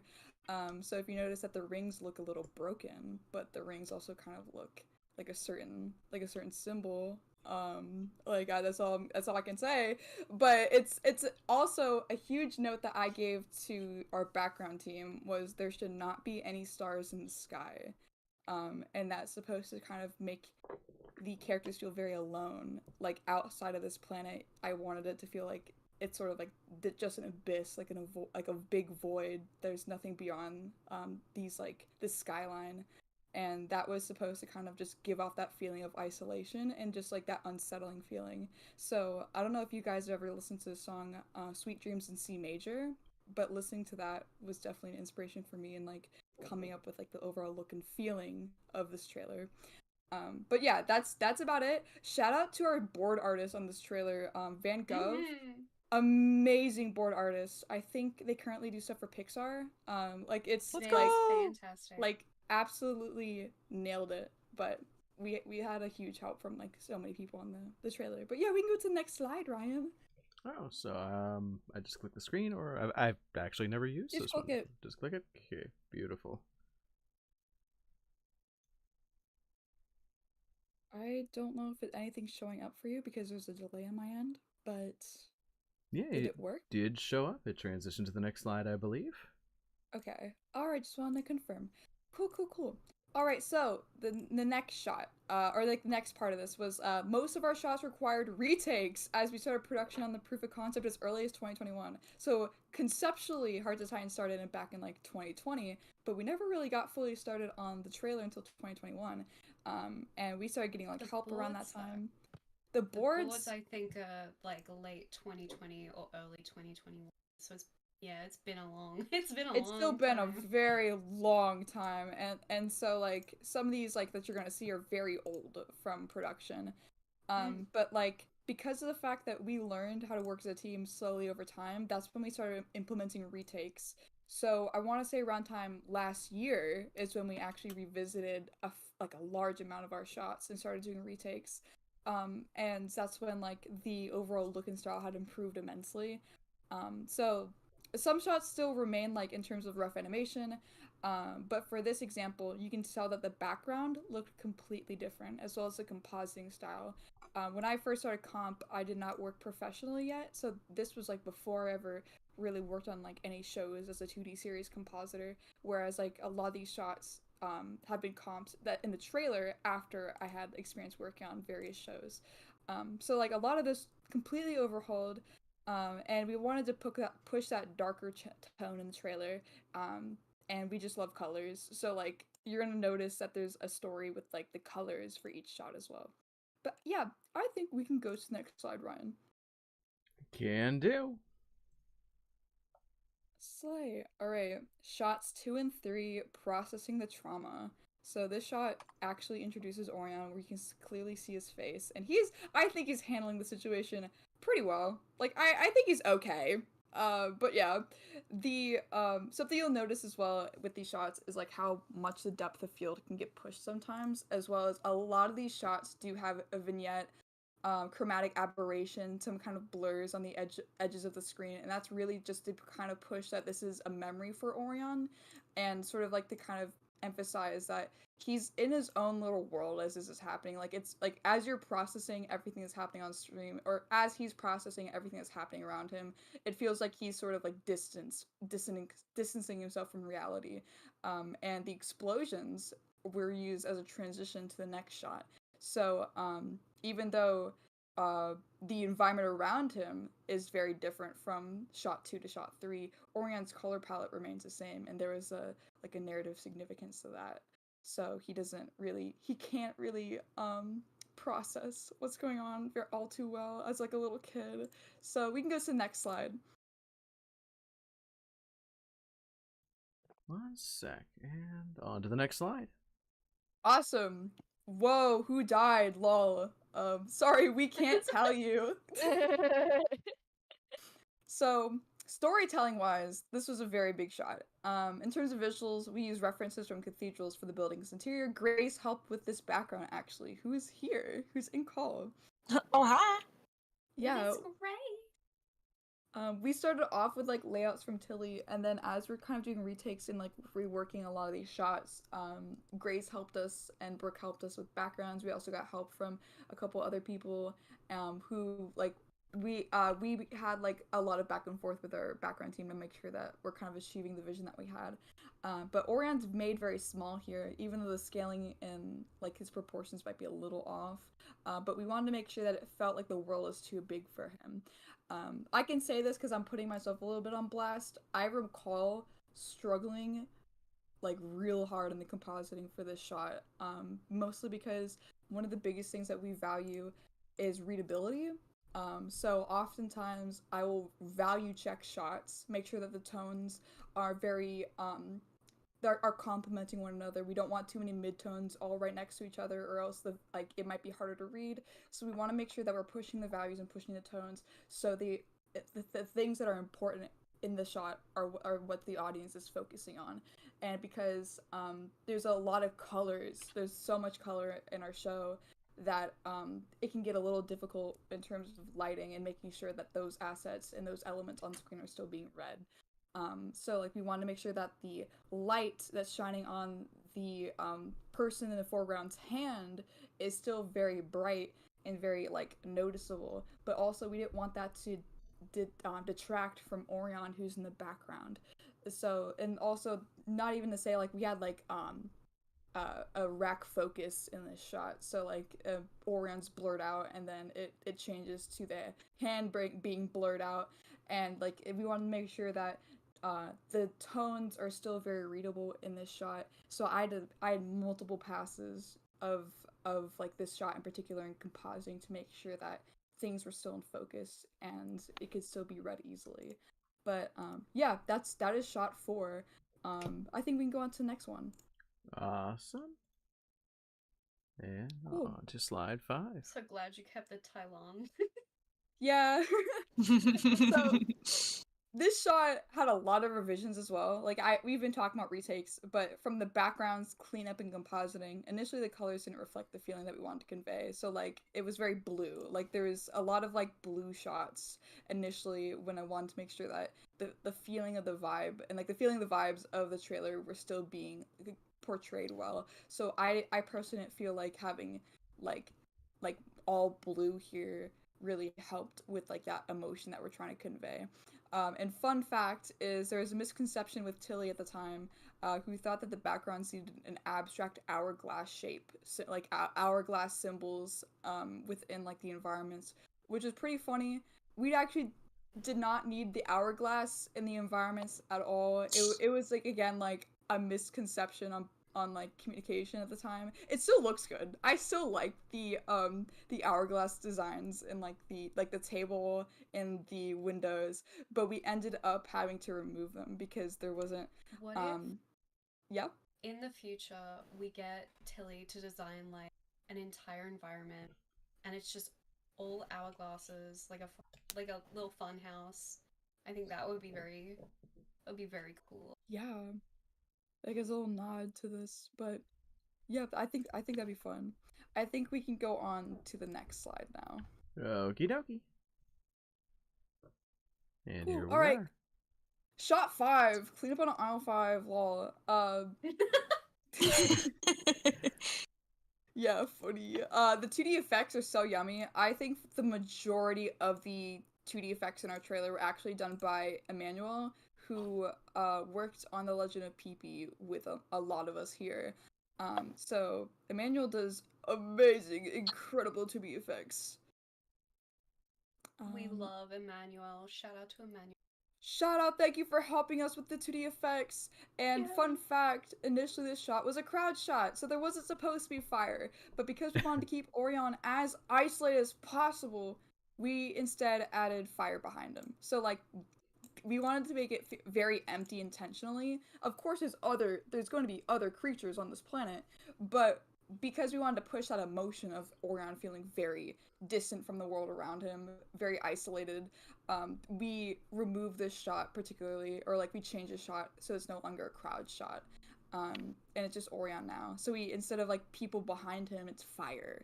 So we got a 2D effects help on that, which all of it looks really, really good. I think this is also the bluest shot in the trailer, which It is, yeah, it's that also is supposed to be like, ooh, he's sad, but yeah. We can Well go to the next said. slide, right?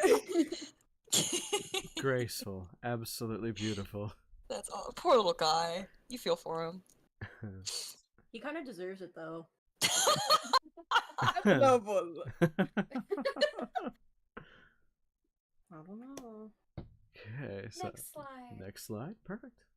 yeah, this is just more behind the scenes to give you what we meant about the crowd shot, where there's just people running. So we didn't want people to be behind Orion. So, and also, I just don't think we wanted to animate a crowd. So we're just like, yeah, let's put fire instead, and it worked out in the end. Now we can go to shot 6. If anyone wants to read the title of that one. Ouch! So next slide. Yes. Beautiful. I think I don't know if Tilly's here, but I think she could give a good youch. No youch. To the Ouch. no. Oh, That's there you go. thank you. Excellent. Yeah, okay. So another big effect shot. We had a very clear vision of what the explosions would look like to capture that like magical sci-fi feeling. The explosions are very colorful. We initially made the sky very dark to push that contrast. So again, like the sky does not have any stars. We want to push that feeling of like there's nothing beyond this, like the buildings, but that's not really the case. It's just we wanted to make that feel that way. And the explosions. So we get a couple comments that are like, why the explosions look like that? Like, why? Like, because we have like green, pink, blue, stuff like that in the explosions, and it's really just to kind of push that feeling of it looking and feeling very unnatural. Like it's like something that is not really seen of our own world, and feeling kind of like distance from that. So we experimented with very alien explosions. So and also kind of to like go along with the fact that buildings don't look like this typically. It's very blue with like the red windows. Everything is supposed to feel very unnatural. And the effects animation was no exception to that. But we also had a lot of fun with the explosions with Emmanuel because it looks really cool.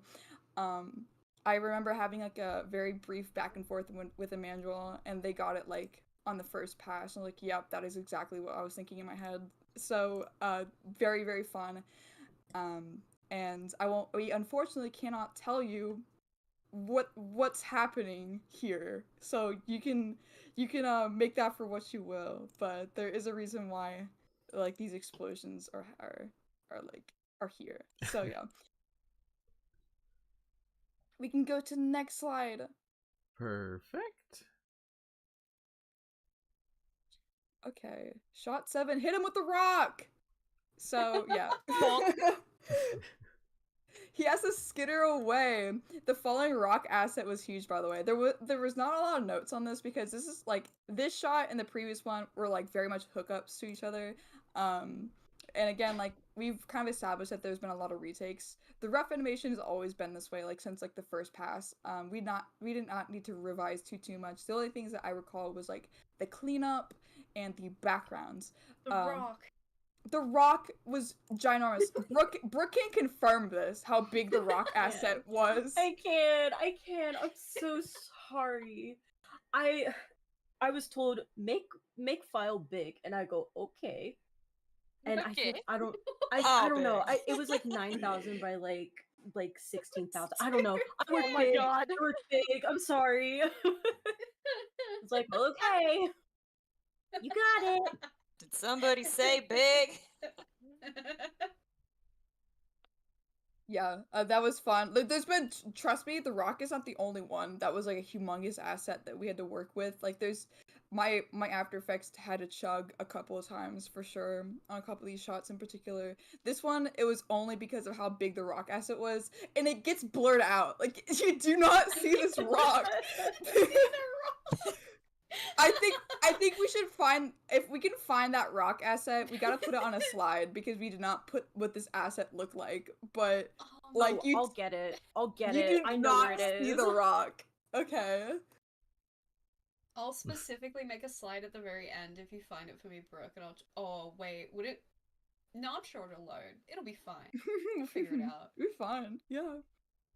Okay, I think we can go on to the next slide.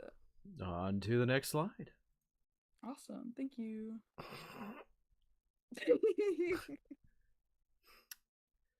How are we feeling about this? That's my favorite. It's just like me for real.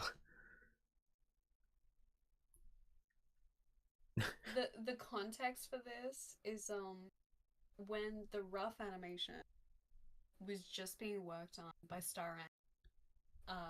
We were playing funny little Jackbox, and this is the result. So this is like from 2021 or something. Yeah, this is an very old image. Would we be, hypothetically, would streaming a Jackbox game be possible in the future? We could do like, because we had a lot of fun with that. That's true. We could do like a quote unquote late night Jackbox stream where we're gonna be a little silly with it. Yes. I think we Get could silly do that. with it. Hearts of Titan themed Jackbox game. Leave in chat if you're interested in that. Okay, I think we can move on to the next slide. Poor Orion's about to get hit by this rock. We don't want to watch that. Yeah. No squish today. Crunch. All right, so shot 8, more blood, haha. So this is the first red shot. Everything is now shifting from blue to red here. The mood of the trailer is starting to change. This composition, by the way, tricky. we had, or I should say I had issues with like the composition and kind of figuring out how to translate the reflection to Orion and his hands, as well as like the blood effects. So I'm not an effects animator, but I ended up working with Zombie on the effects animation for this. And we had like multiple passes back and forth, which resulted in I think I ended up doing the final pass on the effects animation on this with the little ripples and like the blood on his hands here. And there was a lot of compositing revisions that I had on here as well, because I had to do a bunch of like checks for the tone to make sure that not a lot of this was like being misread or like hard to focus on. So because of like how red this one shot was, I had to do multiple passes to make sure that nothing was getting lost in translation. So like I think it came out really, really well. I like this shot. It was just like a lot of back and forth and kind of like last minute kind of like additions with the effects animation, because we didn't have anything at the time and we wanted to make sure that it was being like told or like visually shown that he's like in this pool of blood right now. But yeah, I think that's good for this slide. I think we can go on to the next one, which showcases a little bit about the back and forth or like the overall process of the shot. Sounds perfect. Nice. So this is just kind of some examples of the boards as well as rough animation. The rough animation for this shot was done by Ollie, Ollie Smallwood, who's really, really good. Thank you, Ollie. We love Ollie. Ollie, we miss you. Come back. Ollie. But yeah, that was like a fun little like time that I had figuring out in terms of like positioning and the overall composition. But yeah, I think now we can move on to what I think is probably the biggest shot of the trailer, which is shot 9. Okay, next slide. Oh, this one goes crazy. This one goes stupid! I'm so excited. True. This was also one of the longer shots. Yes. This was a very big shot to work on. Star Annie did rough animations on this, so I don't think we had much in terms of revisions for rough. Revisions on cleanup though, I did cleanup on this shot, and I remember having to do multiple revisions. I think I did redo the cleanup entirely at one point because Due to the passage of time. because I don't think we mentioned here in this call yet what file types we were working with the first time we worked on this, like a few shot passes. So when we first started this trailer back in 2021 and we got like the first like passes done of the shots, we did not really know what the proper way to export a file was out of Toon Boom. Now we do. Now we know how to export. But when we first started working with these shots and compositing them, we were all using Swift files for the exports. Which, if you don't know, it really crunches the animation. Like the quality of the animation gets really, really crunchy. So, recommendation is PNG sequences. TGA if you're feeling quirky, but PNG sequences is what we commonly work with for animation. But now it's fixed. We are no longer working with Swift files, and we got even background retakes. So the background here in the assets. A little funny footnote though, that we used to use Swifts. Yeah, don't do it. Don't do it. No. I wanted to add about the background because Tilly did the first pass of the background here, and then Brooke did the current background. Well, actually, I take it back. Tilly did the layout sketch of this background, and then Brooke did the line and color, as well as the additional assets that are made here. So I think even Tilly sketched out the additional assets. Very intricate. It looks really good. It looks really good, guys. Did an amazing job. I shake Tilly's hand. I remember. Also... Go ahead. I also side-eye my processor, and I'm like, I'm so sorry for what I had to put you through. Yeah, This this was so strong. this file chugged. Like, this was the most intensive shot in After Effects to work with. Not only because of the backgrounds, but the level of effects that we put in here as well. Namely the glitch effects and the light beams. Because I don't know if you'd think it, but when you're working with the light beams, all of them were separated. So if you go to the next slide, or no, actually, we'll get to that in a second. Hand on the Because trigger. on the next slide, we are talking about the passes on the background. So just, can you move over to the next slide, Ryan? Yes, I can. Yes, awesome. So there are many passes on shot 9. So you can see the difference between the boards and the rough animation here.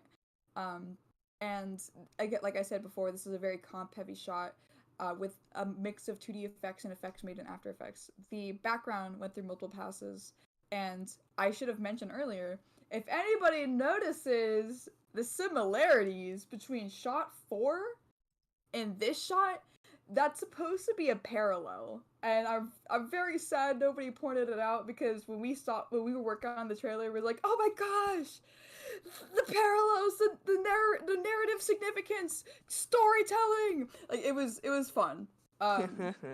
So big hand touching Orion on the head, poking him, giving a little poke, and then it gets enveloped in light.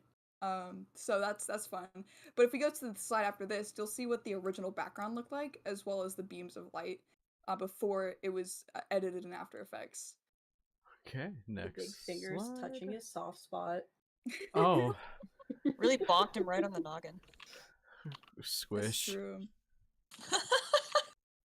So this is I personally still like the original sketchy style of the backgrounds, because it kind of felt like a storybook. Like, it was lost in a dream kind of feeling, where everything doesn't feel quite grounded in reality, and that kind of would help us reflect, like, this is a hazy kind of memory situation, but over time we want to shift into a different direction. And so, like, even though I really like the style, and I think we could use like the kind of like sketchy kind of painterly style for something else, but that was the original concept that we had. For the overall look of Hearts of Titan, we just wanted to go in a different direction, so that's why those revisions were made. But if you see the beams of light, those were all white, and in the final, all of them are multicolored. So what I was referring to, like, my After Effects was chugging, is I wanted to make it like very multicolored with the beams. Like, every beam has like a different color, and so when you're working with like 20 PNG sequences, or like 20 different separate animated assets, and you're trying to apply multiple plugin effects on all of them, it's gonna get a little hot for your PC. So I really liked that I was able to have that much control over this shot. This was just a huge shot in general, which doesn't mean that it was like necessarily a problem, but honestly, this is my favorite to composite overall, just because of like how many effects we got to play around with here. There was one error. Like, there was an error that I meant to fix in post, but I'm gonna be so for real, I forgot. Which was that when the blood gets like pushed away and like it hits like the foreground, there's still like remnants of the cleanup like on the ground, like around Orion, and that was supposed to fade away, but you can still see the outline of the blood, and I'm like, it's too late to fix that, so I'm just not gonna touch it. And honestly, it still looks fine. So I that was on me for cleanup, but I'm also the one compositing this, so I'm like being like my own two departments right now. Fault.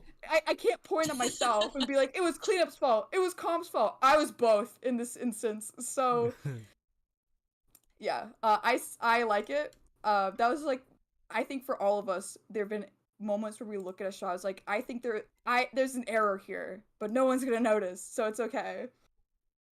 Now they know. Now they know. Now they know. So on the next slide, Ryan, if you want to go to that, we actually have a step-by-step. We have a step-by-step of the background for this shot too. And we are on the next slide. Yeah, awesome. So this is all Brooke's work, where she showcased the steps of like making this background from line to flats to gradient, shading, lighting, color effects. This is actually a part of our background guide for production. We kind of nabbed this from her background guide, that Brooke Brooke is also made cracked. for us. Brooke made our background guide and it looks amazing. Thank you. But I put yeah, a thumbs up with my broken hand. yeah, For you, Maud. of course, anytime. We do have guides, by the way. Like recommendation for production is like make style guides, just like to help Oh, 100%. your team members. Our cleanup guide though was a little funny. I don't know if we want to like put that in here because I don't think it is on the slides. But our cleanup guide was made by Renny. It still helps. We just had a couple memes in there. We were a little silly with it, but yeah. I think at one point I put it's a transformer. I don't remember who it was. Probably Optimus Prime. Maybe Rodimus. I like Rodimus. I think we can go to the next slide, which is talking about shot 10. Okie dokie. 10. Whoa, the name of the show. That's so wild. It's the Heart of Titan. No way. What? What? Big Putting if true. pieces together. What's like some like stupid quote that I'm trying to think of in my head. I'll think of it eventually. So the rose kind of looks like a garlic bulb before it opens. Like that was something that I kept noticing. Because Ryan's Italian. Oh. Happy Pride Month. Guys, this is Italy. I don't know if this is Italy. Have you been there? No.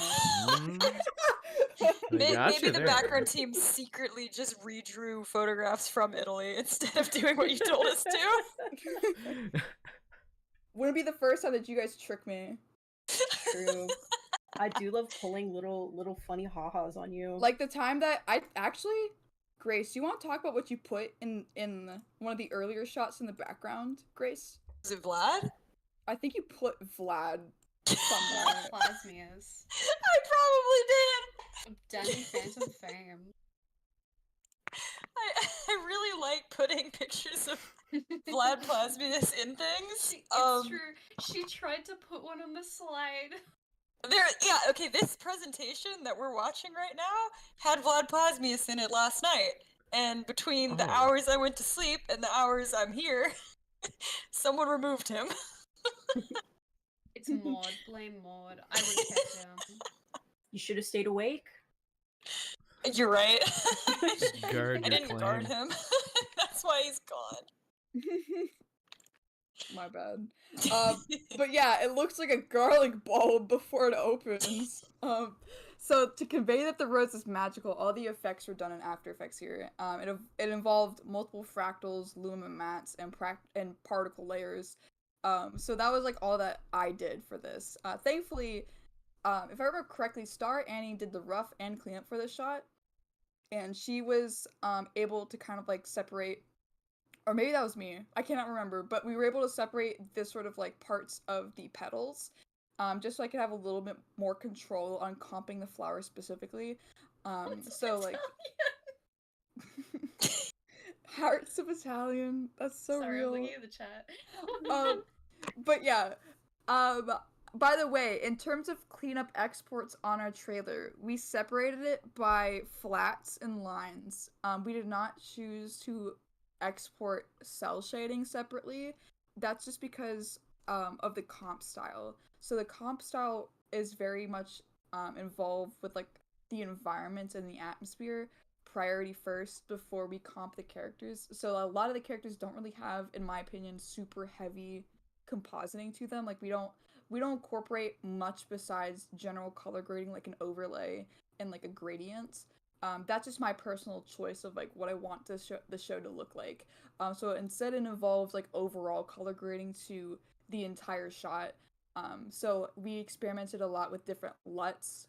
Shout out to the Maxon app for a lot of like the color grading plugins that I'd use for this.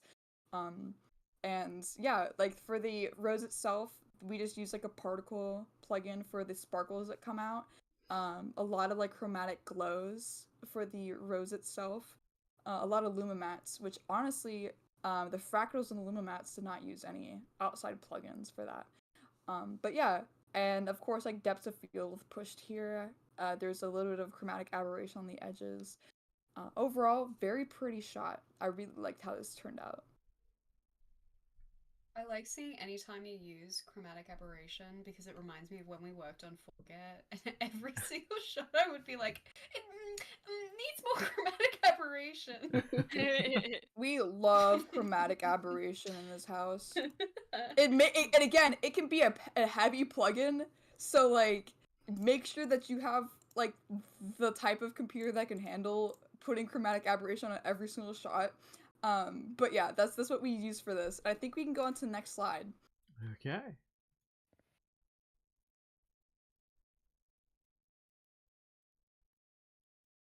Okay. All right. So more retakes. Yay! So this is about rough animation. Some shots actually had to get the rough animation redone. So this is an example of that, where I want to say that like the one on the left was probably done around like 2021. One on the right Could be even earlier, honestly. Who knows? My brain literally shut down. So it's all blur for me. Everything went black once I try to remember past 1 year. But yeah, that's retakes for animation. So as we became more experienced in like animation and just general production, we wanted to return to some shots and just completely redo certain parts. So stuff like the model, the expression, and the timing had to change for certain shots, and we just wanted to make sure that the trailer could be the best that it can be.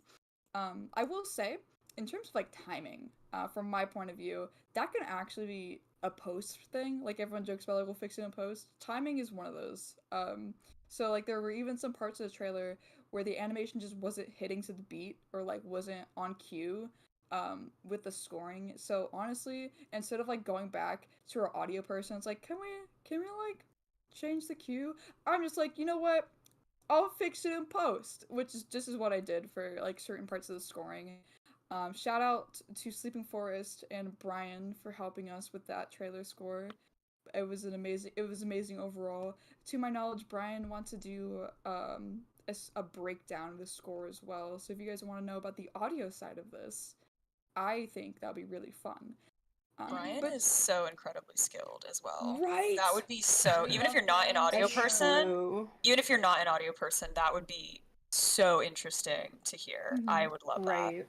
I agree. Brian did a lot of the scoring for Legend of Pee-Pee. Yeah. They're So now very I think we can talented. go to the next slide. Shot 11.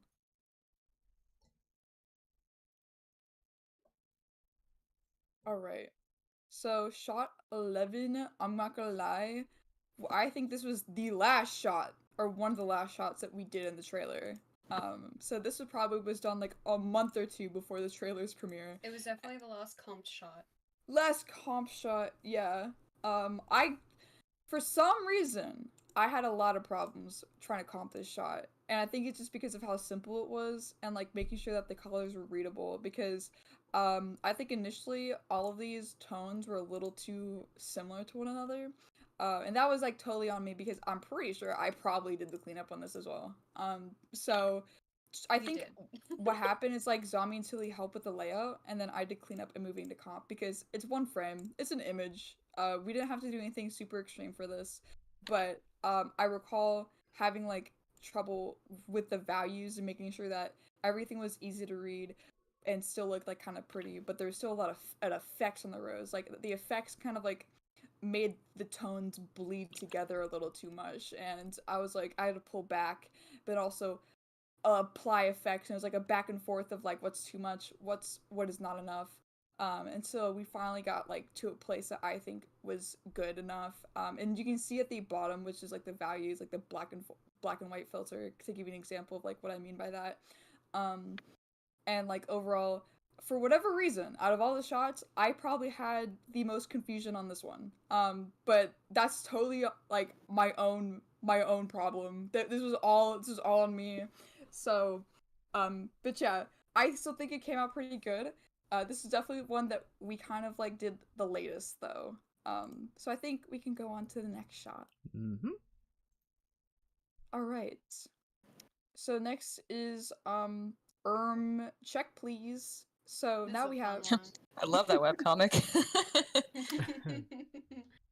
all right. So this is a spaceship viz dev. If I recall, the process for this was Tilly did the layout, and then Brooke did the line and color. Or no? Yes. Okay. Okay. For the- Cool. For the background, yeah. Yes. And then Kat did the rough from memory. Yeah, that was like a retake that we also did. So Zombie did the first pass of the rough animation, while Kat did the final, and I can't remember who did cleanup. It might have been either me or Kat, but I think it was regardless. Kat. Okay, word. I remember that I had to do all the lighting, so like the cell shading like characters was mostly done by me. I know that you had helped a little bit, Renny. Yeah, when it comes to a lot of the shots, I'll do retakes on them, Yes. which comes before and during cleanup. Yeah, okay. But like the lines and flats were done by Kat, and then I would usually come into each shot and do like the cell shadings, like the lights, like the rim light or like the little like highlights and the shadows. We are very like what's the word? Reserved when it comes to applying rim lights in Hearts of Titan. That's more of a stylistic choice. So there's not going to be a lot of rim lights on shots. But on here, this was the exception because we needed to make sure that Orion's ears were not getting lost in translation. So we had to put a rim light on his character so that he wasn't blending too much into the black background, like the space in the sky. So the spaceship though, I think was the funnest part of this. Tilly did multiple versions of the spaceship design. We had a back and forth on that. We looked through a lot of different. Yeah. Oh my gosh. Yeah. We looked at a ton of different references. I know that there's a lot of thought on her end putting into sort of like the practical use of the ship, but we can't spoil that. We can't get into it. But there's a lot of like functionality that we kind of had to just have a back and forth about on how the ship kind of works. And this is the first green shot. So now we're going from blue to red to now green. And that's supposed to kind of like have a little bit of a narrative meaning. So overall, this was a fun shot to make, very pretty. I think we can continue. Before we go to the next slide, I saw someone in the chat say theme song release soon. Just so you guys know, the full song is out. If you go to our channel and the Hearts of Titan playlist on our front page, on Oreo's channel, we have the full song with some fun little visuals. With some that fun are down on our visuals. channel that are lore heavy. Yeah, if you want to listen to the full song, Orion's Return is on Oreo's channel. It's also on Spotify, I think. It's on Spotify. It's on like a bunch of places that you can listen to. So yes, the song is available. All right. So we're gonna be moving to the next slide. Shot 13.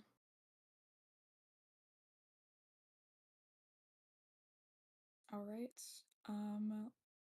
So Little Man Against the World. We had a lot of back and forth in shot 13 just to build the ship's UI. So like this was a back and forth between me and Brooke specifically. Sort of to set up the panel, like the HUD. So all of the assets that you see. We're not gonna tell you what happened the first time we did a pass on this. There was a massive spoiler. Like we put a massive spoiler in this shot that we had to remove. Whoopsie.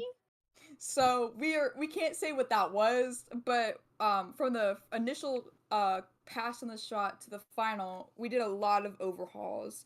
And actually the majority of this shot is literally just built between like assets that Brooke made and then compositing and building stuff in After Effects. So the grid, like the HUD that you see behind the panel, is all effects and like stuff that I built in After Effects. And I want to say the grid itself was not using any external plugins. Like that was all done in After Effects directly.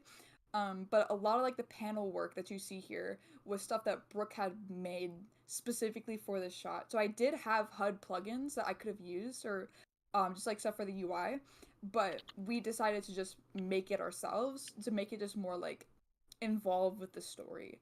And then as you see here, when like they hit like warp speed or like overdrive for the ship is like the stars, and I had a very specific like direction for Emmanuel on the stars effect, which was like making it kind of like colorful, like multicolored, and just hitting that specific like overdrive kind of look that you see in like Star Wars or other sci-fi shows.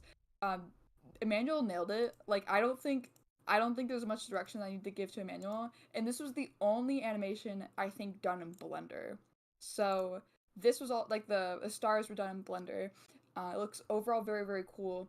If you cannot tell, I this is like a totally I put myself on blast. I remember having issues with like the of like the exports and having to like try and figure out, okay, what do I need to do to fix the exports, because I only have like a couple days to kind of lock this in, and I had like this like back and forth with multiple revisions on the experts with Emmanuel, and then like plugging like the blurs and like the stuff on top, and I think overall it came out pretty good. And yeah, overall really like this shot.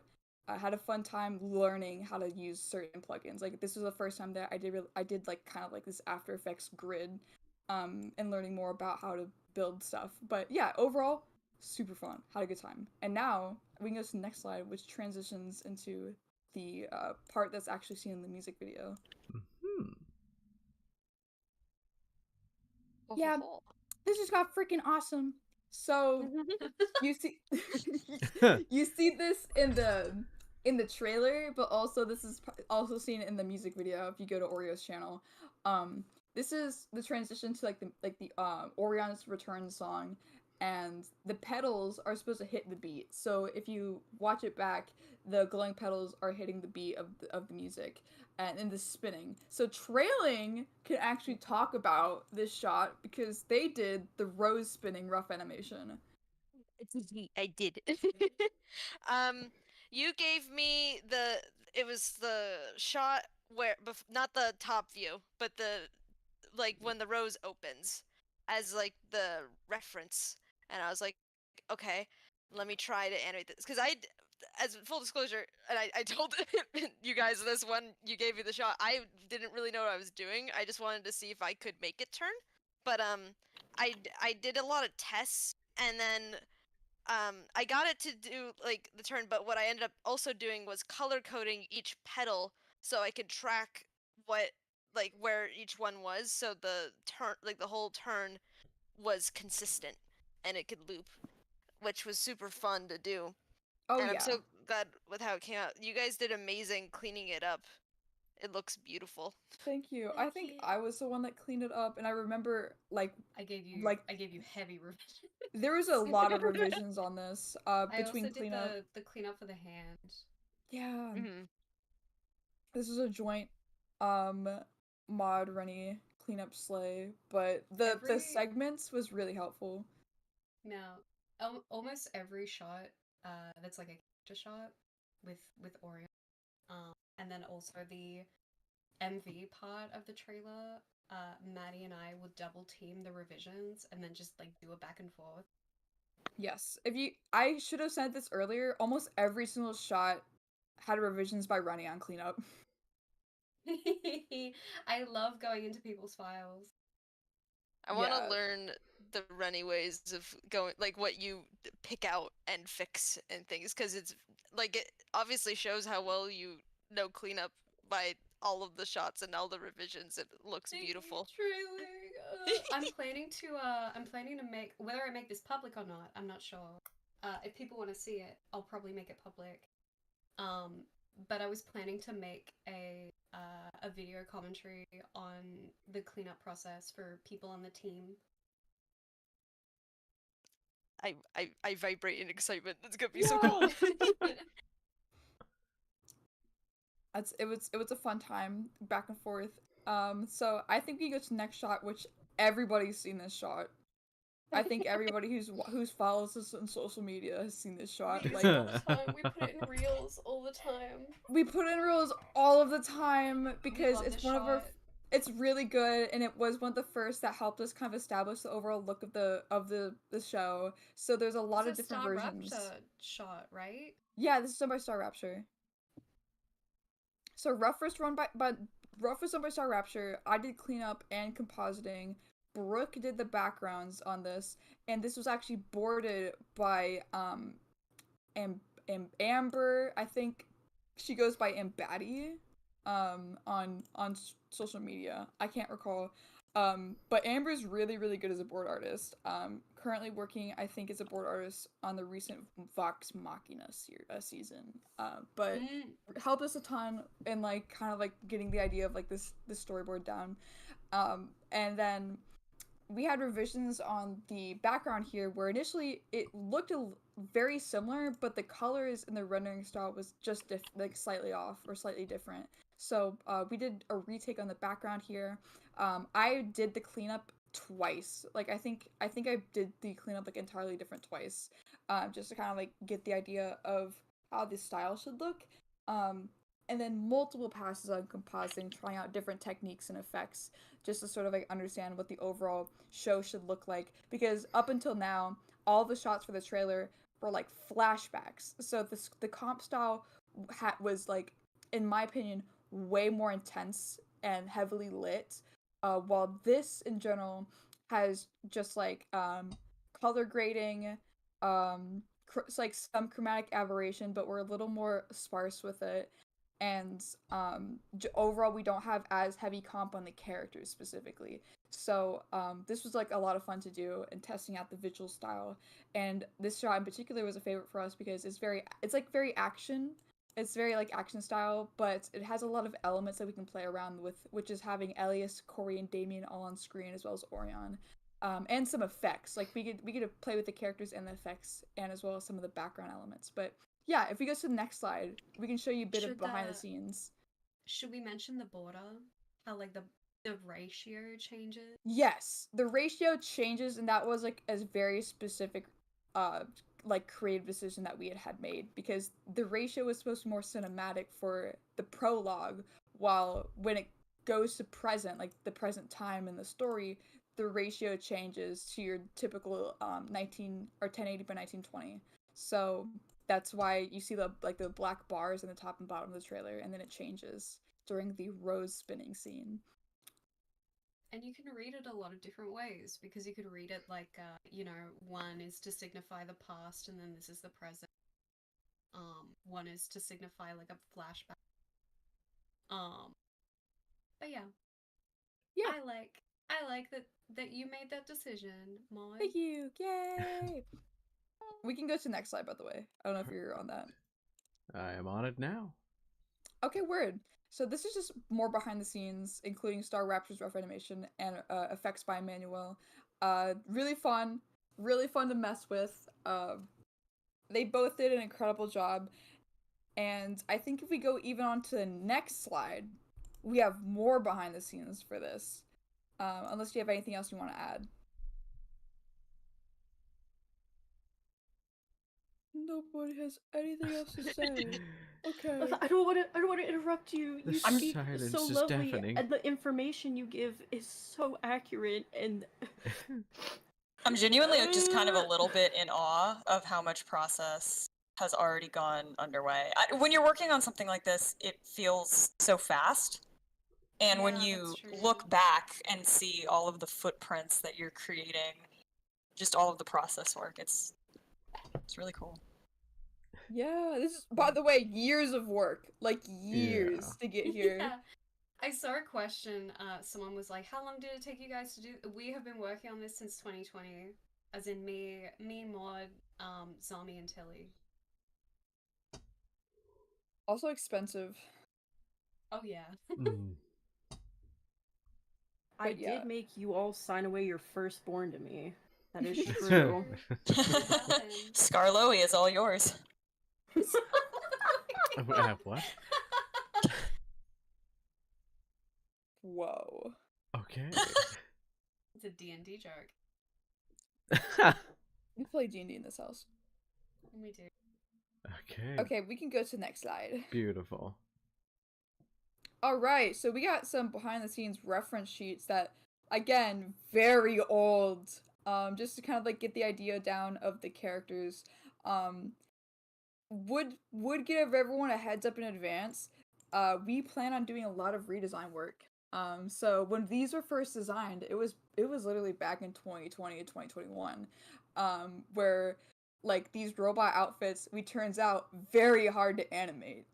So we had some trouble with them, but thankfully they don't show up very often in a proof of concept. So this was like And some in the like PMV, they're just stills, like they're illustrations, so it's fine. yeah.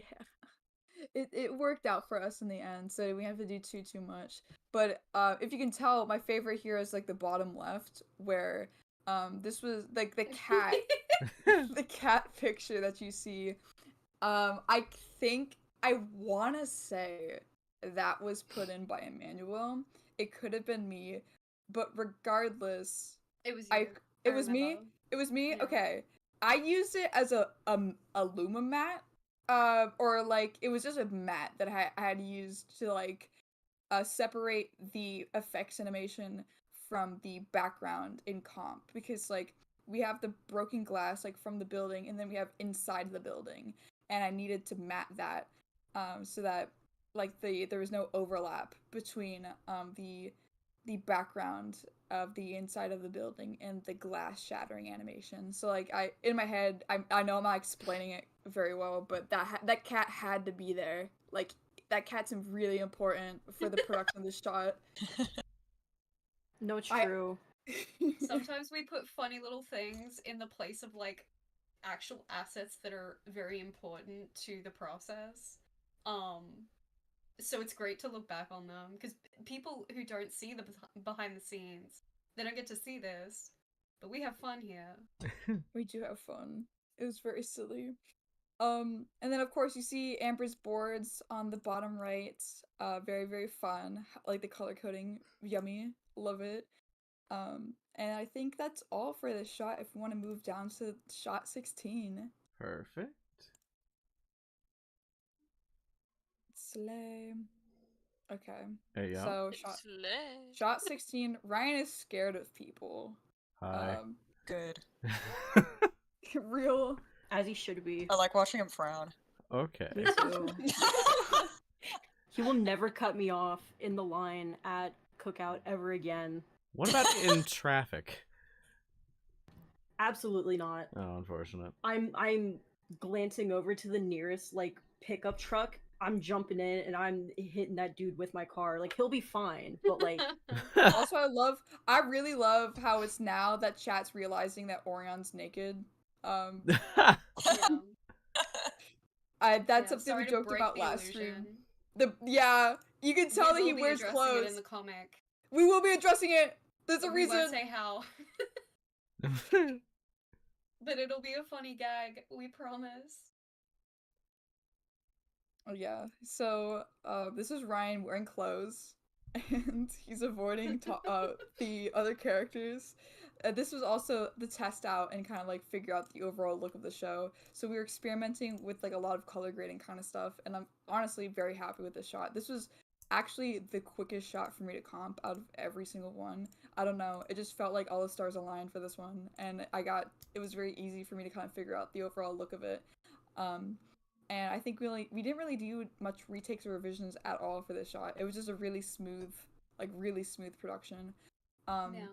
So like you'll see like I gave just you the subtlest red lines, but honestly this shot and the one where they come out of the window they had barely any visions. oh yeah. I do recall like the previous one just had a lot of different versions of it, because I remember having to do like parts of the cleanup done and like redone entirely just because I need to mess with like the cell shading. So it was like a back and forth between myself. I was fighting the demons, so that was on me though. This shot though, very easy. I didn't have too much work that needed to be done for cleanup, except for Rennie's revisions. But for comp, I think it took me like a day, like less than a day, to figure everything out. So then, I think besides that, the background for this was done by Charles. Saintly Charles online did stuff for PP as well. Very good, very talented background artist. Helped us a lot with a lot of the shots that you're gonna see in this specific sequence. And yeah, I love the overall look of the college, because I remember Tilly did the general layout and sketch viz dev for the college that we passed over. But yeah, I really like the comp on this. It came out very, very well. So I think we can go on to shot 17. Mm-hmm. Nice. Yay, more characters! There's more people being introduced. That's awesome. So, this is Rosalind, Beck, and Perry now being introduced in this sequence. So that's fun. We finally get to showcase more of the other characters that you're going to see in this story. And I'm not gonna lie, this was also kind of a struggle to make because of just how many assets we had to kind of separate. And I think it was very fun still, but I just recall that in terms of cleanup, we had to get Beck's arms separated, Beck's glasses, and then Perry and Roz, I think they were mostly fine for separating them, but the background assets too were separated, and that gave me a lot of control for compositing, which helped us a lot in terms of like, again, the readability and like the checking the values, making sure that tones are not getting too blended together. So this is like overall very happy with the end result of this shot. And just to break the illusion for everyone else, there is like, it was hard for us to figure out what was happening with the floor. So like the floor is implied here, but there's no floor actually drawn.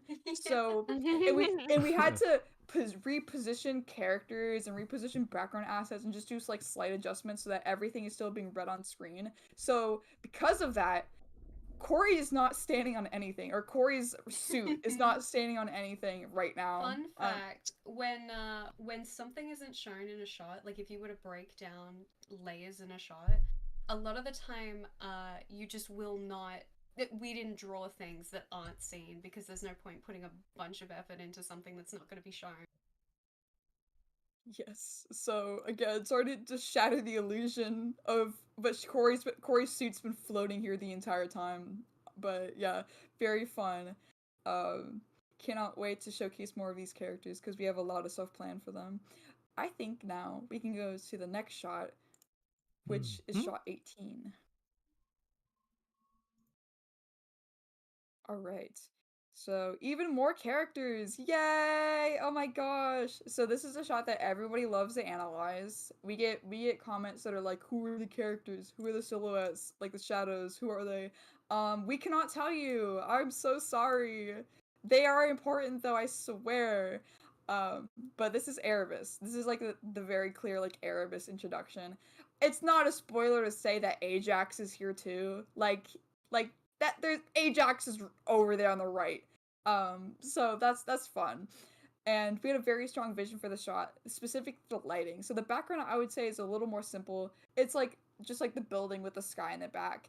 But there's also not a lot of animation really happening here either, just because like we didn't think it was that necessary to have like a lot of animation here because it's the overall just establishing Erebus, and as well as like the rest of like the silhouette characters here. And it's supposed to just kind of like be a little ominous, like a little mysterious. So there's not a lot of frames for Erebus at all here, and then the only animation for the shadowy characters are just follow through. So it's like the hair like flowing in the wind, their clothing flowing in the wind, and that's all that we really had to animate. But overall, very happy with this shot. I love how much people look at this shot and it's like, oh my gosh, there's lore here. Like there's like something important here. We get a lot of comments about the quote unquote clown jester looking character. That's so funny. Isn't that so hilarious? We can't say anything about that, but we really like that people point that out. So totally unrelated and not connected whatsoever. Let's go to shot 19.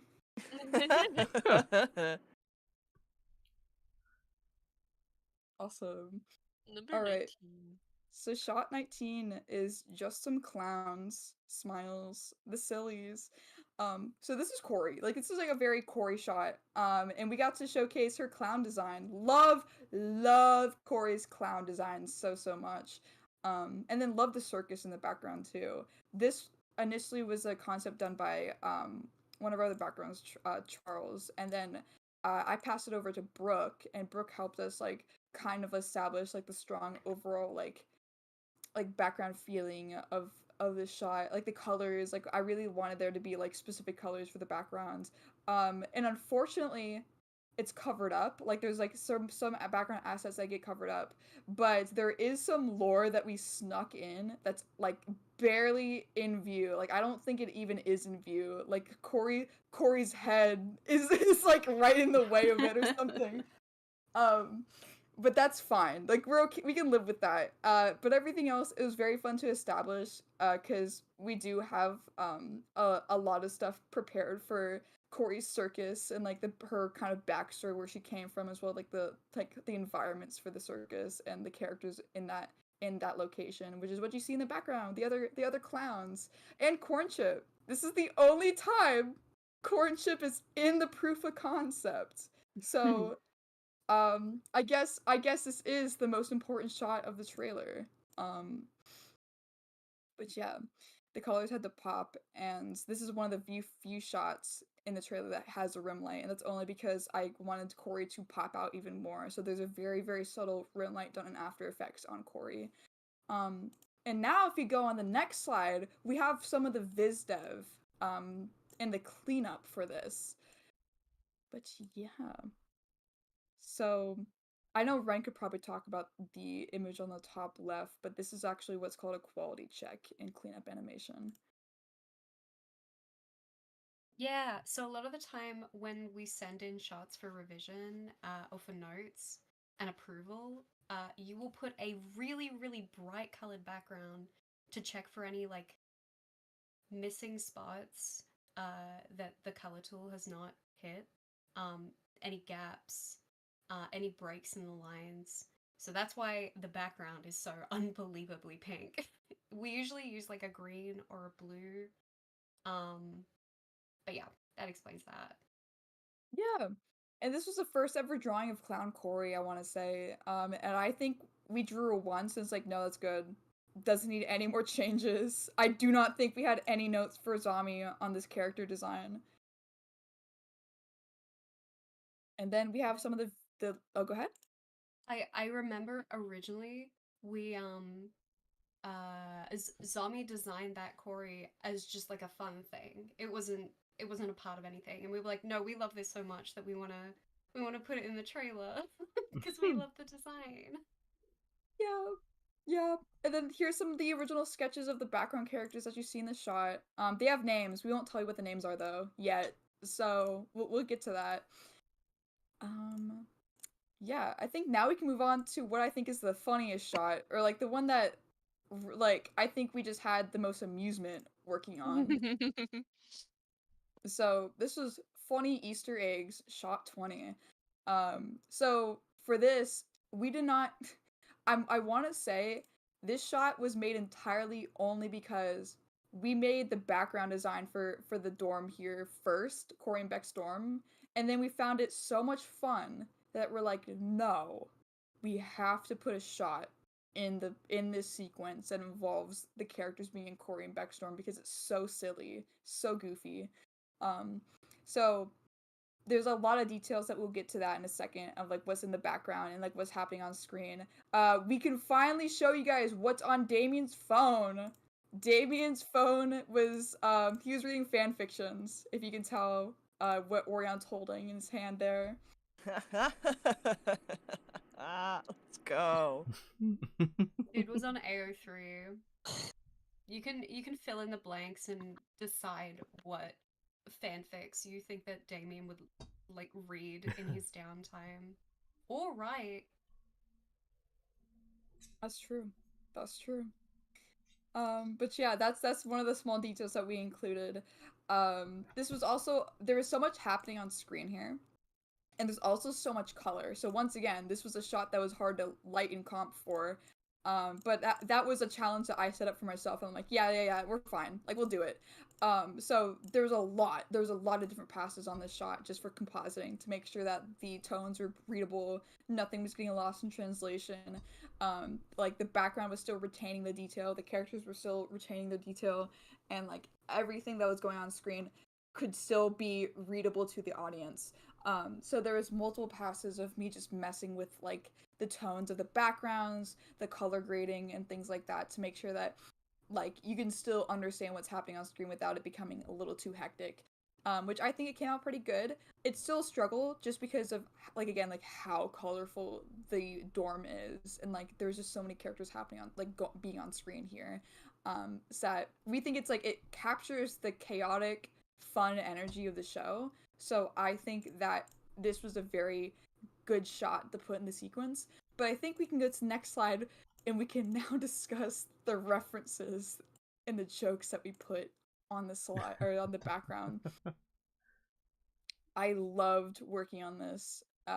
It was very much a strong back and forth between me and Tilly because, again, this shot started off only because we made the dorm viz dev first and before the shot, and it's like this is so cool, we got to animate something for this. And if you zoom in on the background for that shot, you can find some silly things, but I can go with everyone here what's included. My personal favorite is the one on the top left, which is Squidward and Princess Celestia Evangelion. It is Evangelion. It is impossible. Really good. It is impossible to see in the sequence, like in the animated sequence. It is impossible to actually see it. It's so small, but it's in Corey's dorm or Corey's side of the dorm. I love it so much. Is there something you need to say, Ryan? No. Just live your truth. Live your dream. I think it's beautiful. We are certainly living our truth. Absolutely. Everybody recognized Germa immediately, which is hilarious. That like we were laughing. we were busting a lung, like drawing the Germa poster. Like we were all in a call on Discord going over the painting process of this, and it was so funny that I think we were like, we have to keep it, like it has to stay here now. But yeah. Of course, we have the Animal Jam top hat reference, with the asexual stickers on the wardrobe for Corey's section of the dorm. That is Animal Jam. I just got a visceral reaction. I realized that hat was everywhere. Corey plays AJ confirmed. I will play with him.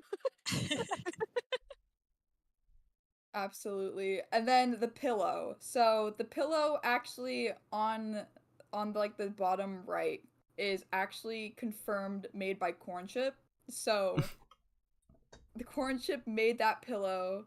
I think sewed it or like embroidered that, and it's of himself.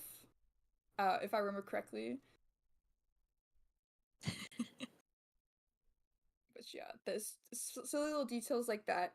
And then, the top right, Beckstorm. So there's a couple references in Beckstorm, but this was like one of my favorites, which was, Castlevania.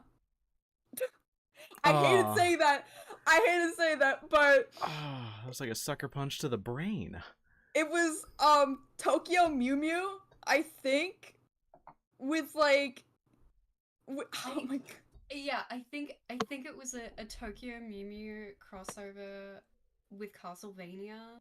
Ooh, Either slay. that or it was based off one of the fanimes that we've seen in the past. I know that the one It was definitely fanime. two of the posters that are in the middle one on the top were based off fanime.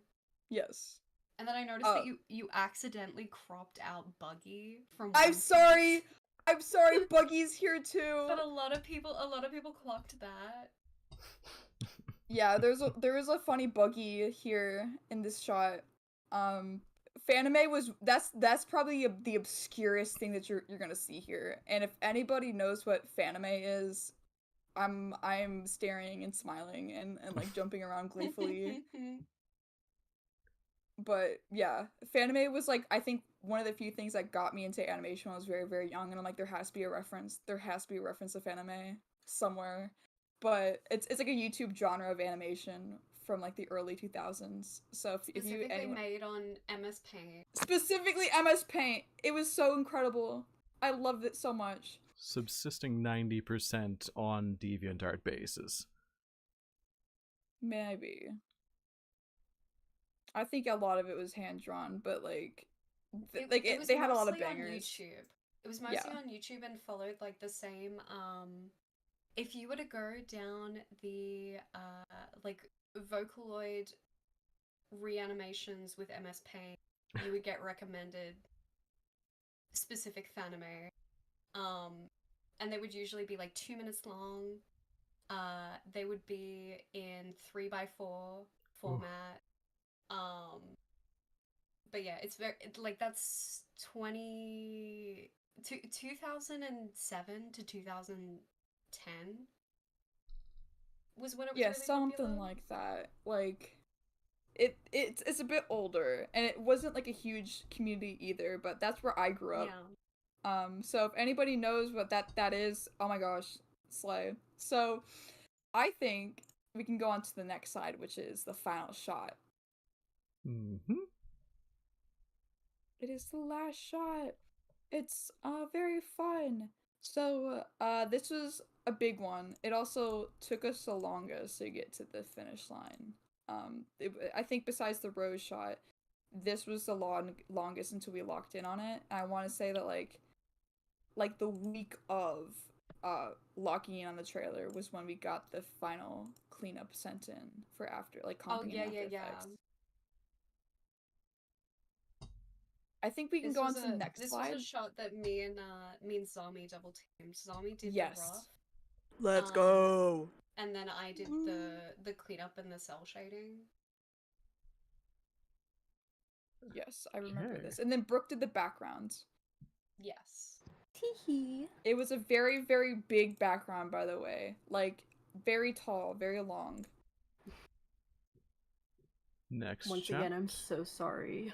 Oh no, it's fine. It helped us. You can go to the next slide, by the way, Ryan. It was fitting for this one, though. This one we did need the big rock. Yes, we needed the length of its background. And honestly, I was worried that it would be hard to set up the motion that we needed for this shot. But once like you gave me that asset, like the background, I was able to get that camera movement in pretty quickly. It did, surprisingly enough, did not take me too much work.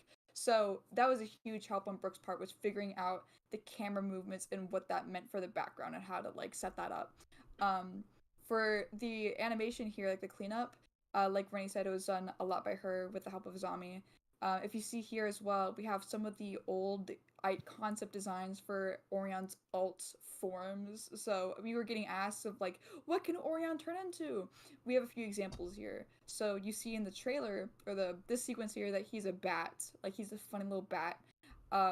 That's a perched on Corey's shoulder, and that was really cute. So that was one of the first design concepts that we did for him. And got to experiment a little bit with his shapeshifting abilities. But overall, had a very fun time. I love how people were commenting on the fact of like, hey, why do their eyes glow in this shot? And we can't tell you. We can't tell you why. Womp womp.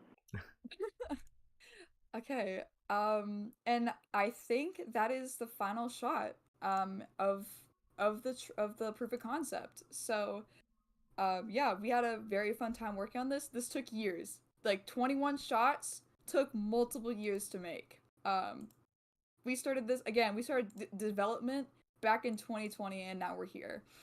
And it's been a very, very wild ride. We learned a lot.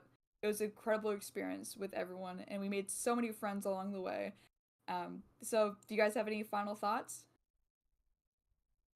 The hearts of Titan were the friends we made along the way. It's true. Real. The main reason why it took us so long is because from the very beginning, we went into it having so little experience,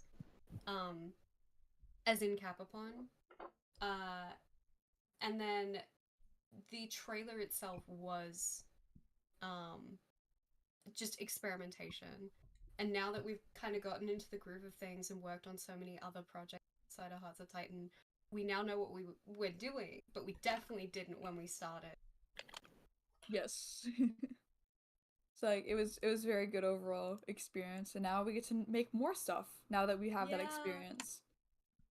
So yeah, now we kind of poked a little bit about this earlier on stream, and if anybody's checked the backer kit, they would already know this, but we have a small announcement about the backer kit for anybody who's interested in add-ons. So Ryan, if you go to the next slide, we have some new stickers that we want to share with everybody. If anybody is interested in the villains, we have a new add-on, which is the villain stickers. Whoa! And these are available at Beautiful. like any tier.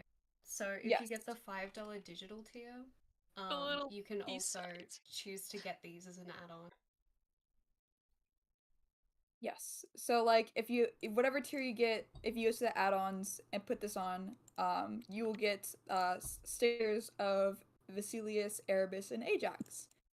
The designs are a prototype right now, so for those who don't know, once the campaign is over, we'll be working on the final designs, but we'll also be opening up the floor for feedback to the people who've donated. So if you are part of the backers on Backer Kit, you'll be able to be a part of the process for designing the merchandise. And these stickers are no exception. So if you want to get some fun little merch of the villains, you should check out our Backer Kit. Oh, I saw This someone big ask cheeky plushies. smile. Just so that you guys know, plushies, that was one of our stretch goals, to develop an Orion plush. Yes. So it'll be a long time coming if we don't meet that stretch goal, because we have to meet the stretch goal to make it. It's a very expensive process. Yeah. Yeah. We would love to make it because also people are asking for corn chip plushies. That sounds awesome. We would love to do Orion and corn chip plushies, but like we said, it's a very expensive process to produce those. But trust us, we want them too. We would love to have them. We really, really do. But yeah, that's a little sneak peek of our stickers on the backer kit. If you want to support us, please check out. Yep. There's one more slide. There's one more slide. There is? Okay. It isn't letting me go to another slide. It could be because you opened before I added it in. Oh. Okay. Refresh. Okay, 1 second. I'm just gonna have to edit the screen so it doesn't show any of my icons and whatnot real quickly. Of course. Okay, so I'm assuming just okay, beautiful, and then I shall refresh the page.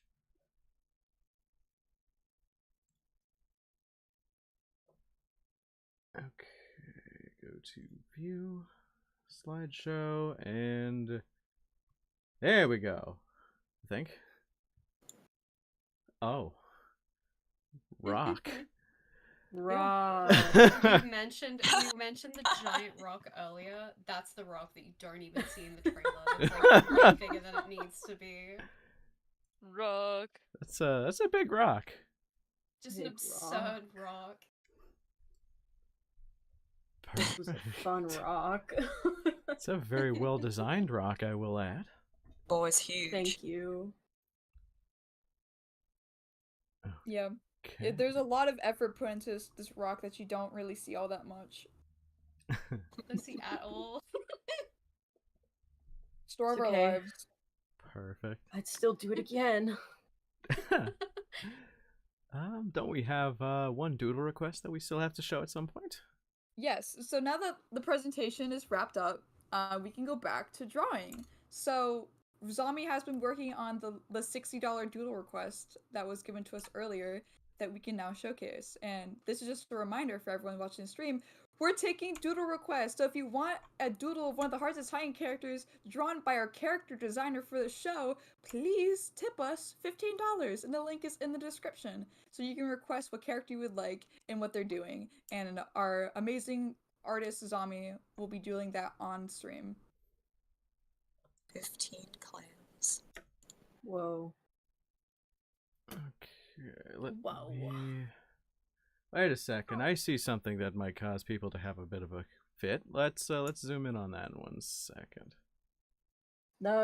It's not done yet. It's not done yet. We don't have.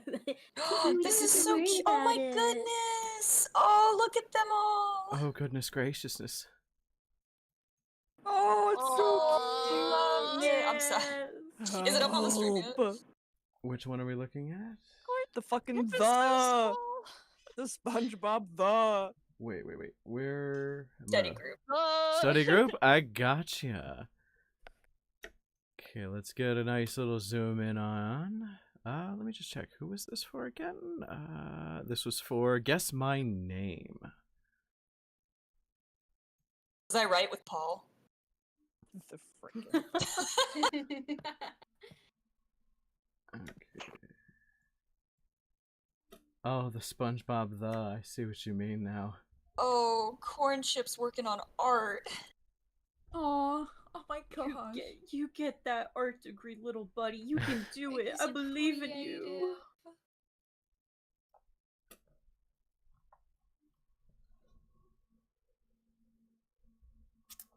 Beautiful.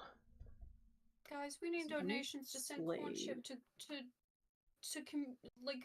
to art school. Colleague? Yeah. Send Cornship to art school. I was gonna say community college. I'm like, no, that's not the same thing.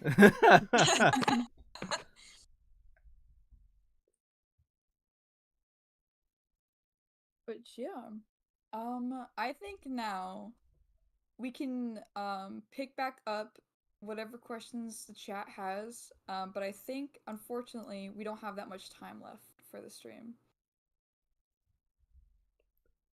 We've got the slide.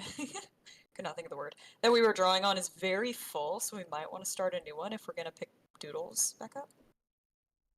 I think you're on the wrong slide because I know that the one that Brooke's on has some space. Oh. Yeah. While you guys are drawing again, I'm just gonna quickly show off the last. You page are again. correct. Of course. So yeah, I'm just going to show off all the doodles that we had created earlier in the stream for those who just showed up. Ooh, that's a golden tier corn chip. It's a Victorian era golden nobility era corn chip. I'm a big fan. Corey put him in a little dress. Aww.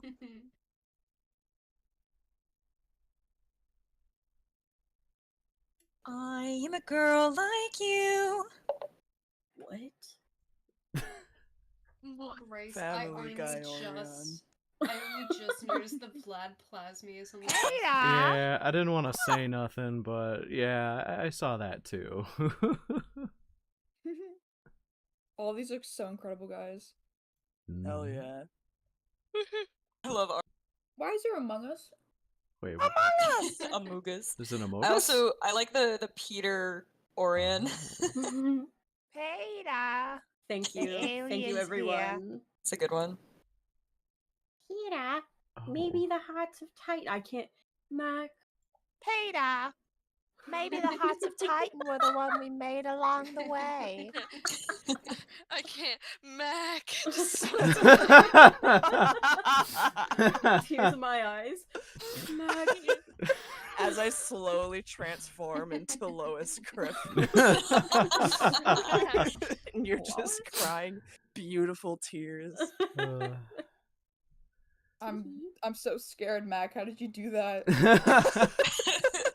What do you mean? It really It's is a in their superpower. contract. I was in the What do you contract. I forgot. I'm mean? sorry. Everyone can be I Lois am Griffin. Lois. Mac is also really good at Crocker. That's I would- terrifying. That's another one of your specialties.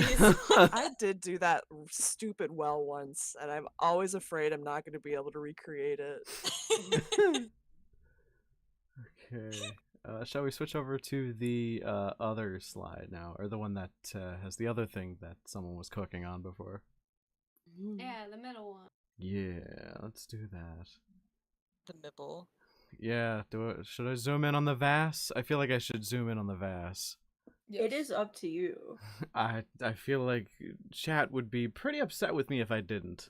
Aw, Fairy King Screenshot. No. I love how you draw the folds of clothes, bro. Oh, thank you. Guys, Brooke is so talented. Oh. For real. Brooke, are you single? No. Hey, get in line. What's the point of going on? I say, sorry guys, I'm not single, and everyone sends in their letters of resignation. I was only here for Brooke.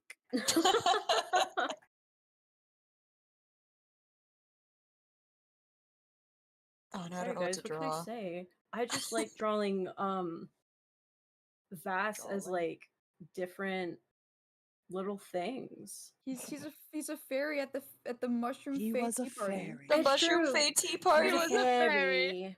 That's literally why I drew it. So I actually have a sticky note before stream that I type every single time of like hearts of Titan things that I want to draw, and Fairy Vass was on there, so I'm like, all right, that's what we're doing today. Real. Very fast parents.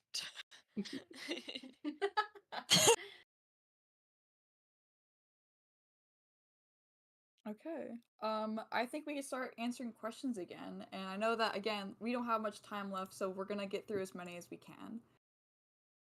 Let me see. I don't know, Ren, if you're keeping track of chat. When but- we were doing the PowerPoint, we did not get many questions except for the ones that I like chimed in, and I'm like, here's a quick answer, because they Okay. were either things that we'd already answered or things that needed a quick answer, like the donation one, Yes. or the Spotify. Okay, cool. Yeah, we can start from the top.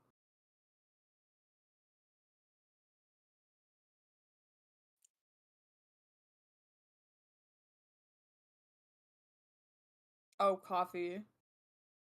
Like the most caffeinated drink he can possibly make. Doesn't taste Erebus good. is a tea drinker though. Erebus is the tea drinker. Yeah. Would Ajax And just then- mix them both? Ajax would be the one prepping. He would be the one making the coffee and tea. Ajax, instead of having like the tools to grind tea leaves, would just use like his fist. Bop, bop, bop, bop, bop. And it's Smack clean him. because he's metal. Yeah. Which I don't know if they can keep making new tasty tables, rust. but I like this question. I think it's very cute. Guys, do you see what I drew? I did. Did you see me like hovering near it? Yeah. Trailing, it's beautiful. Peter. That's awesome. Peter! whoa. Someone told me very recently that Family Guy is funny again. That's cool. I like it's kind of exciting. I love the silence in the chat. Like I kind of want to watch it now. Okay, what is the next question?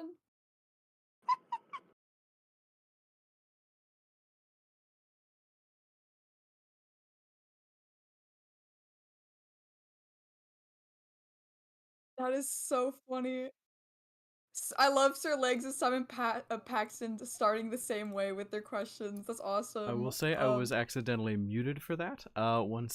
So just to reiterate the question, Simon Paxton asked, "What would Vasilius's favorite animal be?" Sorry. Wow, Ryan, can't Oh, believe you did were that. muted on the stream? That's Yeah, very funny. sorry. Okay, so self-indulgent question: what would Vasilius' favorite animal be? Okay. If Zomi's here, Zomi would probably have a really good take on this. So, I think I could think of something. No, you can't, Zomi. Are you sure? Yes! Yes! Yes! Oh my gosh! Alright, I'm canning Vass now. Okay, Zomi Because of this. says Vasilius likes horses. This might turn into a debate. He thinks Ooh. they're majestic. Because they are.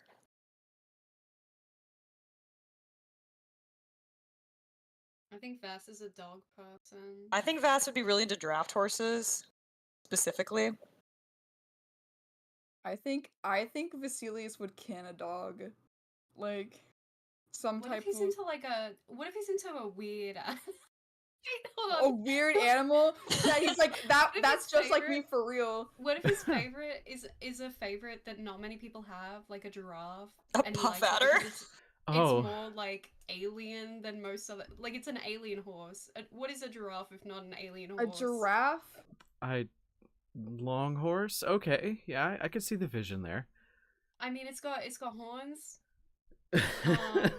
It's got I'm trying to think of. I don't know I'm if you trying to can justify my choice, but I can't. I think you're really off base with this take, Rennie. I honestly think I am. I I'm don't digging a agree further with the hole for giraffe. myself. I like dog. I think Vasilius would be a dog person. He likes them because they're God. loyal. Like I walk- dog. Okay, Ugh. fine. Oh my gosh! I walk up to you, Maud. Would he like dachshunds? Specifically, would he like chestnut? No. Well, you see, No. I'm a little biased because Chestnut hasn't treated me very well. No. Can I propose a really showed sad him. concept? Yeah. He likes dogs because they're loyal and they can't leave. Dang. Good grief! Holy moly. Also, if Zombie says we don't see the vision with the horses, like we just don't get it. So Get it? I Zombie! get it. Hold Zombie's hands. Zombie, I see your vision. Oh Slides wait, down no, onto Zoe one just knee. sent a really good gif of a horse flipping. I think I get the vision now.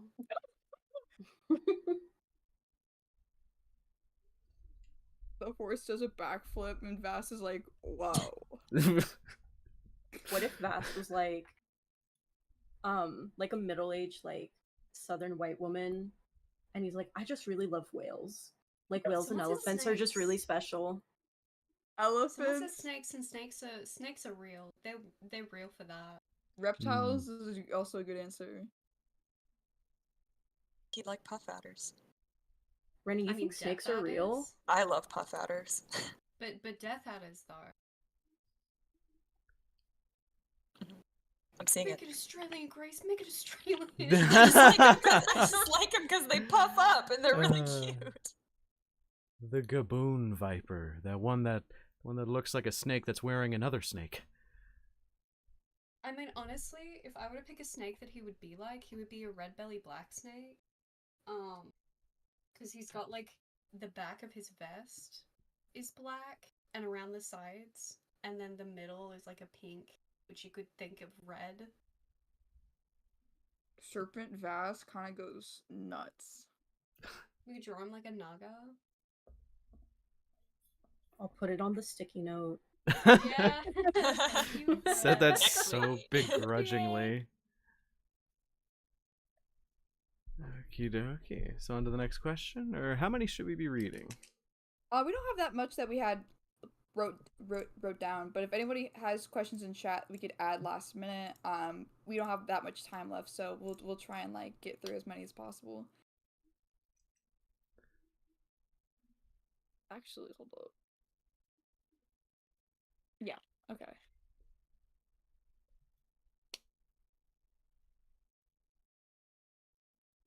Okay, then I guess from Christy. Who would be most likely to be late to class? Oh gosh. So like the obvious one would probably be Corey. Never Damien. Never Damien. Damien is always on time. Does Corey go to class? This is a spoiler, Grace. I can't answer that question. Oh. But Oh. yeah. Question Whether was she does or does not, we will answer. Well, if hypothetically, she would. this is all Yeah. hypothetical situations if they all went to class and did things at school. But yeah, Damien would be on time, and Elias, I think he's just barely punctual. Like, I think he could lose track of time, and like would typically be there on time to class, but there would definitely be days where he's just like, oh, I forgot. Lol. Like, it's I missed class. It happened like 30 minutes ago. Well, okay. But I think Elias would not be late very frequently. Corey's like an enigma to me, I'm not gonna lie. I don't know how I'd feel about Corey being like on time or late. I think it would either be an extreme of one or the other. So either Corey's like ridiculously early to class and has already like done whatever assignment, like somehow she already knows the curriculum or something. It's like, yeah, I'm good. Lol. I'm gonna leave now. Or she would be late, but would still somehow find her way into the classroom without anyone noticing. Like she just like Looney Tune style, like gets in the class and nobody questions it. Does anyone intentionally skip? If anybody skipped, it would probably be Ryan. Like if Ryan would be, I can see that. Ryan would be the one that skips class because he's a like heart on the edge. He's a bad boy. I want to throw up in my mouth saying that, but yeah. No. Keep going. Mm-hmm.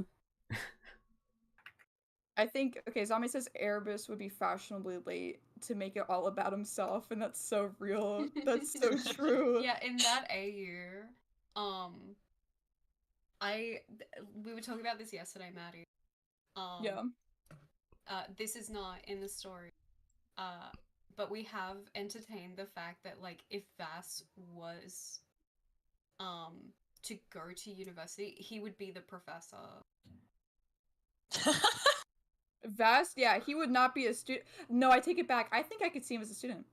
I think I could see him because a lot of time, like people who are older can still absolutely go to college for certain things. True. I went I had a lot of people who were like 60 in my class. We don't know Vass's exact age. I'm not saying he's 60, but I know his exact age. I just don't want to tell anyone.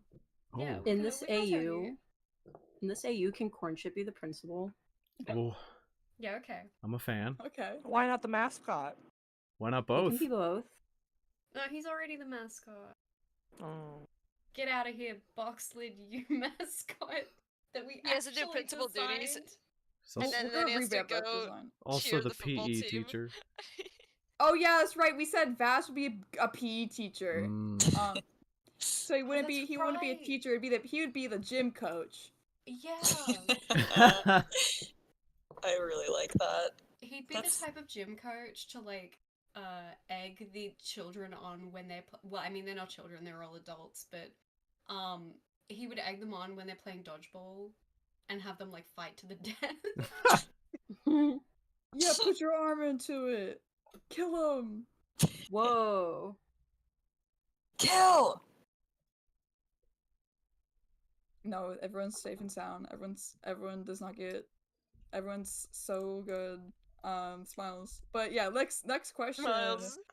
Okay. So this is from Star Drop. If you guys don't hit your goal but are super close, would you be willing to extend the deadline for just a bit, just to get as far as possible? So I put this in because I thought it was important that we mention that that's not a possibility on back. when you lock in for crowdfunds. Yeah. So like we can't have a lot of flexibility with going overtime. However, BackerKit does have an overtime feature, but that's only when backer trains happen. So Yeah. we can't really extend the date. However, if we're really really close and let's say like a bunch of people are donating at the same time on the last day, the time does get extended and a backer train can start. So as long as people would keep on donating on the last day, it can keep on like we can go overtime for the backer kit, but that is only if we get an excessive amount of like people donating all at once, and we can keep the backer kit train going for as long as people are donating. But that's like those are like very specific situations of when the backer kit can get extended. For now, unfortunately, we are locked in for June 27th as the final day of the crowdfund. But don't worry, if we don't make it, we have backup plans. We have been talking about this on stream for a bit now, but if we do not make it, we can still make the short. It will just take us longer. So we would still love to animate the 5-minute short. The 50K would help us a ton in making it. However, if we cannot raise funds, Kappapon still plans on making the short, but it would take us much longer to finish it. But I know that a lot of people, Couple years. Probably a couple years, honestly. Yeah. So if you want to see it sooner, if you want to see the short sooner, we would please absolutely donate. be able to get it done way sooner with more help. Absolutely. And I've been saying this, reiterating it over streams, but regardless of its success or failure, we're going to start the story through webcomics. So after the campaign's run is over, we're going to start the main story through webcomics. And whenever we have the means to animate episodes, we will follow it up with fully animated episodes. And if not, if we cannot get to that amount of money that we need to make fully animated episodes, we can still animate parts of it. So like we'll still have fun little animated clips of the characters talking and interacting with one another based off the comics and the webcomics that we're going to make.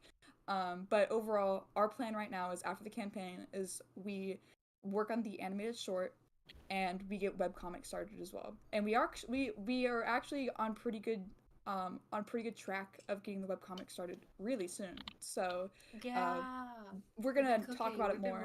We've been cooking. We'll announce more of it after the campaign's over, though. We won't say anything, but just yesterday or this morning for me, several of us were in a call cooking up new chapters. Let's get very excited for that. Yes, it was very good. But yeah, I think we can move on to the next episode. Our next comment. Episode? Sorry, Ooh, I was like, no, I get you. I was like in my head for a second. Wait, are we? No, we're not up to date. Never mind. Ignore me. Okay. So, this is from Christy. How long does it take to make one episode? How long does it take? So, hypothetically, gang, if we had the amount of money to make one episode, we've actually done the spreadsheet and breakdown privately of like how long that process would take and what goes into it. And I cannot remember for certain how long that process was. It really genuinely depends on what funds we have for that. But for one episode, it's because it's the first episode and things could change over time as the production grows, it would likely take us 1 to 2 years to make the first episode. And that's only if we have the funds to actually create it, which is why we want to start with webcomics first, so that we can get the story more available to you guys sooner. You guys can follow along. You get to know about the characters and the story more. And once we have the available funds to make episode 1, which is different from the short, I should say we still want to make the short before that. But once we have the available funds to make episode 1, it would probably take us 1 to 2 years. And like again, like we had the specific time crunch for that, and we'd only really go into depth about it if we actually were able to start production on that. Which right now, that's a long ways ahead of us, and we're still trying to just make a 5-minute short before that. If we can get the 5-minute short done, we would be able to communicate how long that would take much sooner, and our estimated time for that would be 2025, like late 2025 is when we'd be able to get like the 5-minute short completed if we were able to raise to 50K, which ideally we would love to make it to 50K by June 27th. So please, if you can, donate to our backer kit. Beautiful. Next question is from Inkslayer666. Who is the most chaotic character? And to add to that question, what character from another indie show would they relate with the most? Oh my gosh. Okay, let me think. Chaotic character, it's probably Ryan. Like, I know that Corey has a lot of chaotic energy. She's definitely a very chaotic character. I think, though, Ryan would take that status amongst everyone. Who I think, what other indie show Ryan would relate to the most is difficult. I'm trying to go through in my head what character that could be, because I do know, like, I think we talked about it earlier about, like, we know a lot of people within the indie scene. Like, we are friends with a lot of folks who are making their own projects, so I think that's really, really cool. Guys, do you have any suggestions on who he would relate to? I'm thinking hard.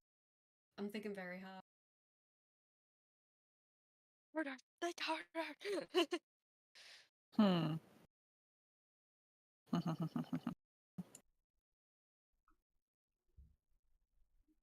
Out of all of the other indie shows I work, I can't pull any as being like Ryan. Oh my gosh, wait. Maybe the Ramshackle Kids? Oh, that's fun. I just don't know which one of the Ramshackle characters that would be. Me either. There's, like, they're all very chaotic, which I think is really cool. Right? I love them. Renny, thoughts on, oh gosh. Who is the protagonist? Rocky? Rocky, that's a good, Rocky from Lackadaisy. Thank you. Oh, yeah, That's a good. That's a poll. That's a good poll. That's a good comparison. We got there. We got there, gang! Okay, so with that out of the way, next question. From HD. This one I feel like is going to cause a few people to get a little rabid. What D&D classes would the cast play as? And I make shall... sure to add this one. Yeah. We have a list. For Maddie. And I shall be right back. Okay. Yeah, no problem. We have a list, like, canonically, of what classes they would play. We've thought about this. Trust us. Yeah, absolutely. So off the top of my head, maybe animated stuff. We've also probably animated a D&D animation test, totally. Yes. So I think off the top of my head, Elias is a paladin. Damien is a rogue. Corey is a druid. Beck was an artificer. Perry was a bard. And Ryan just played the dragon. We didn't give him a class. He's just the creature. The He's the creature. He's the final boss in the campaign. Yeah, totally. Like he would be like, no, me. I want to play. No, don't make me a party player. I want to be an NPC. Make me the dragon. And then, like, he could totally shapeshift to be a dragon if they were, like, playing in person. So They'd be like, do you want any speaking lines? He's like, no. No, I just want to go. I think that's fun that he's the dragon. I think another thing that could have been fun is if he was a mimic, because he could then just turn That's into... so true. And just, like, follow them along as a little mimic, and then he can mimic a dragon. So it's both, all the things.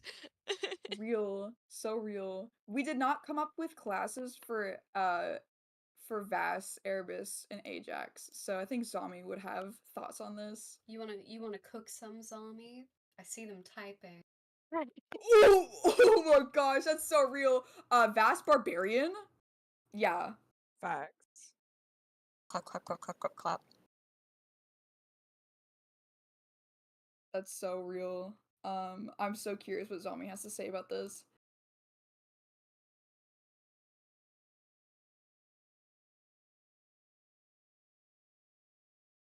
Okay. Word. Ajax is either a warlock or a wizard. That's pretty cool. He'd be a wizard, yeah. Funny little wizard. Okay, Erebus is either bard or cleric. Because Perry's the bard, I think Erebus would make a really cool cleric. Yeah. I love clerics. Also, while we wait for Ryan mod, Yeah. one of the recent questions was what rating is Hearts of Titan? Do you want to answer that one while we wait? Yeah, absolutely. Hi Ryan. Hello. We were just about to talk about a question real quick. So somebody asked like what's the rating? Because of the fact that like rating is an entirely different system that we don't have jurisdiction over, we just can kind of say what the demographic of Hearts of Titan is. It is for young adults. We do not classify Hearts of Titan as a kids show. The general idea for Hearts of Titan is that it is a strong young adult audience. We think that it can be rated as like TV 14 at the lowest.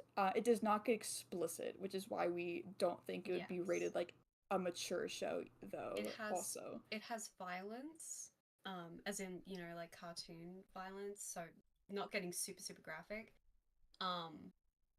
So definitely not an all ages show / web. If you like, okay, to give you like a frame of reference, I think it could probably be similar to like how the Fino and Cake I think had a similar setup, where that was an adult show or like a young or like late teens to a young adult rating, if I remember correctly. Beautiful. I mean, honestly, your kind of dark cartoons like the Batman animated series, I think that's a good thing to base it off of, where it can be a lot darker and there can be violence. But yeah, it's definitely nothing explicit. Yeah, we don't get explicit with it, so that's why we say that. But unfortunately, it's not a kids show, and we cannot give you a specific like rating because I don't think we have again the jurisdiction to classify it. But like if I were to kind of like take a general like estimation, it would be TV 14. But again, that is not something that I can decide upon. Like I can't remember the professionals in that way. We're not professionals in like rating pieces of media. So we just have to say that the demographic is for young adults. But yeah, thank you for asking that question. I know that sometimes it cannot be clear, but I hope that it was clear enough in the trailer, given that it got pretty bloody in there. Yeah. We are going a little bit over time. So I think one question left. Yeah, we can answer one more question, and then I think we have to wrap it up. And that's the one from Star Drop, correct? Yes. Perfect. So from Star Drop. Also a pretty quick question. Oh yeah. So I saw this question also mirrored a little bit in chat, so this is probably going to answer a few people's question. But where webcomic, or I'm assuming where's the webcomic going to be posted once it's done? On our website. That's where we're thinking right now. Like this is still in development, so we will announce wherever it's being posted. But because we can like very easily host it on our website, that's probably where we're going to be putting it. I know that the comment also said, please don't make me pay for it. That's so valid. It will be free to read once it's publicly available. Mm-hmm. However, if you are a backer, or once we have a Patreon open up later this year, so we'll have a Patreon ready to go pretty soon. If you donate to either one of those places, you'll get to see webcomic pages early. So yes, the comic will be available publicly at some point, but if you want early access, you can become a backer kit, or once we have a Patreon open and available, you can donate there and you'll get to see pages early. Perfect. But yeah, thank you for asking. We are so excited about both making the animated short and getting the webcomic started. We've been having so many meetings every week about everything about the campaign and everything coming after the campaign. So we appreciate everyone who stuck around, everyone who supported us, and once again, if you want to help us get to the finish line of making Hearts of Titan an animated short, please check out our backer kit. Our minimum tier for donations is $5. So if you want to spare us $5, every single pledge helps us reach that finish line. And we only have, if I remember correctly, we only have, yes, 11 days left. So 11 days until the campaign is over. And once that's over, it's all or nothing. So if we don't make it to the finish line, we don't keep the money, which is our preferred method of crowdfunding. So we don't keep your cash if we don't make it, but if we do make it, that's going to be our production funds for making the animated short. So if you can, please spare us whatever you got. No worries if not. We appreciate all types of support. So fan art, fan OCs, talking about the project, fan cams, whatever you want. We take that as just as it's just as important to us. So thank you for everyone who's been here and like stuck around for the stream too. Like we love hanging out with you guys. Yippee! So, shall we wrap it up, or do you have anything else you would like to add? Yeah, so we'll decide upon when the next stream is going to be, because like obviously we would love to keep streaming. The next one will either be a stream like this, but because of the fact that we made it to our newest donation goal, we'll probably play some Minecraft. So like if you want to see some Heart to Titan Minecraft, we'll be setting that up. Beautiful. So yeah, thank you everybody for showing up. It's been much appreciated that everybody could have made it, and everybody who donated especially, thank you so much. Yeah.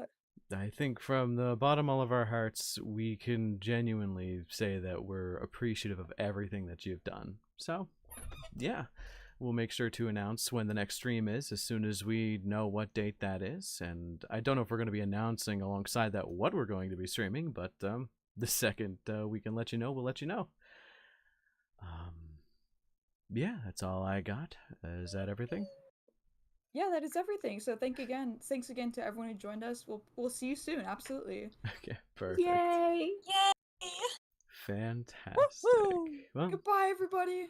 Goodbye. Goodbye. Sayonara. Mwah, mwah. Bye, Goodbye. everyone. Thank you for hanging out with us. Auf Wiedersehen.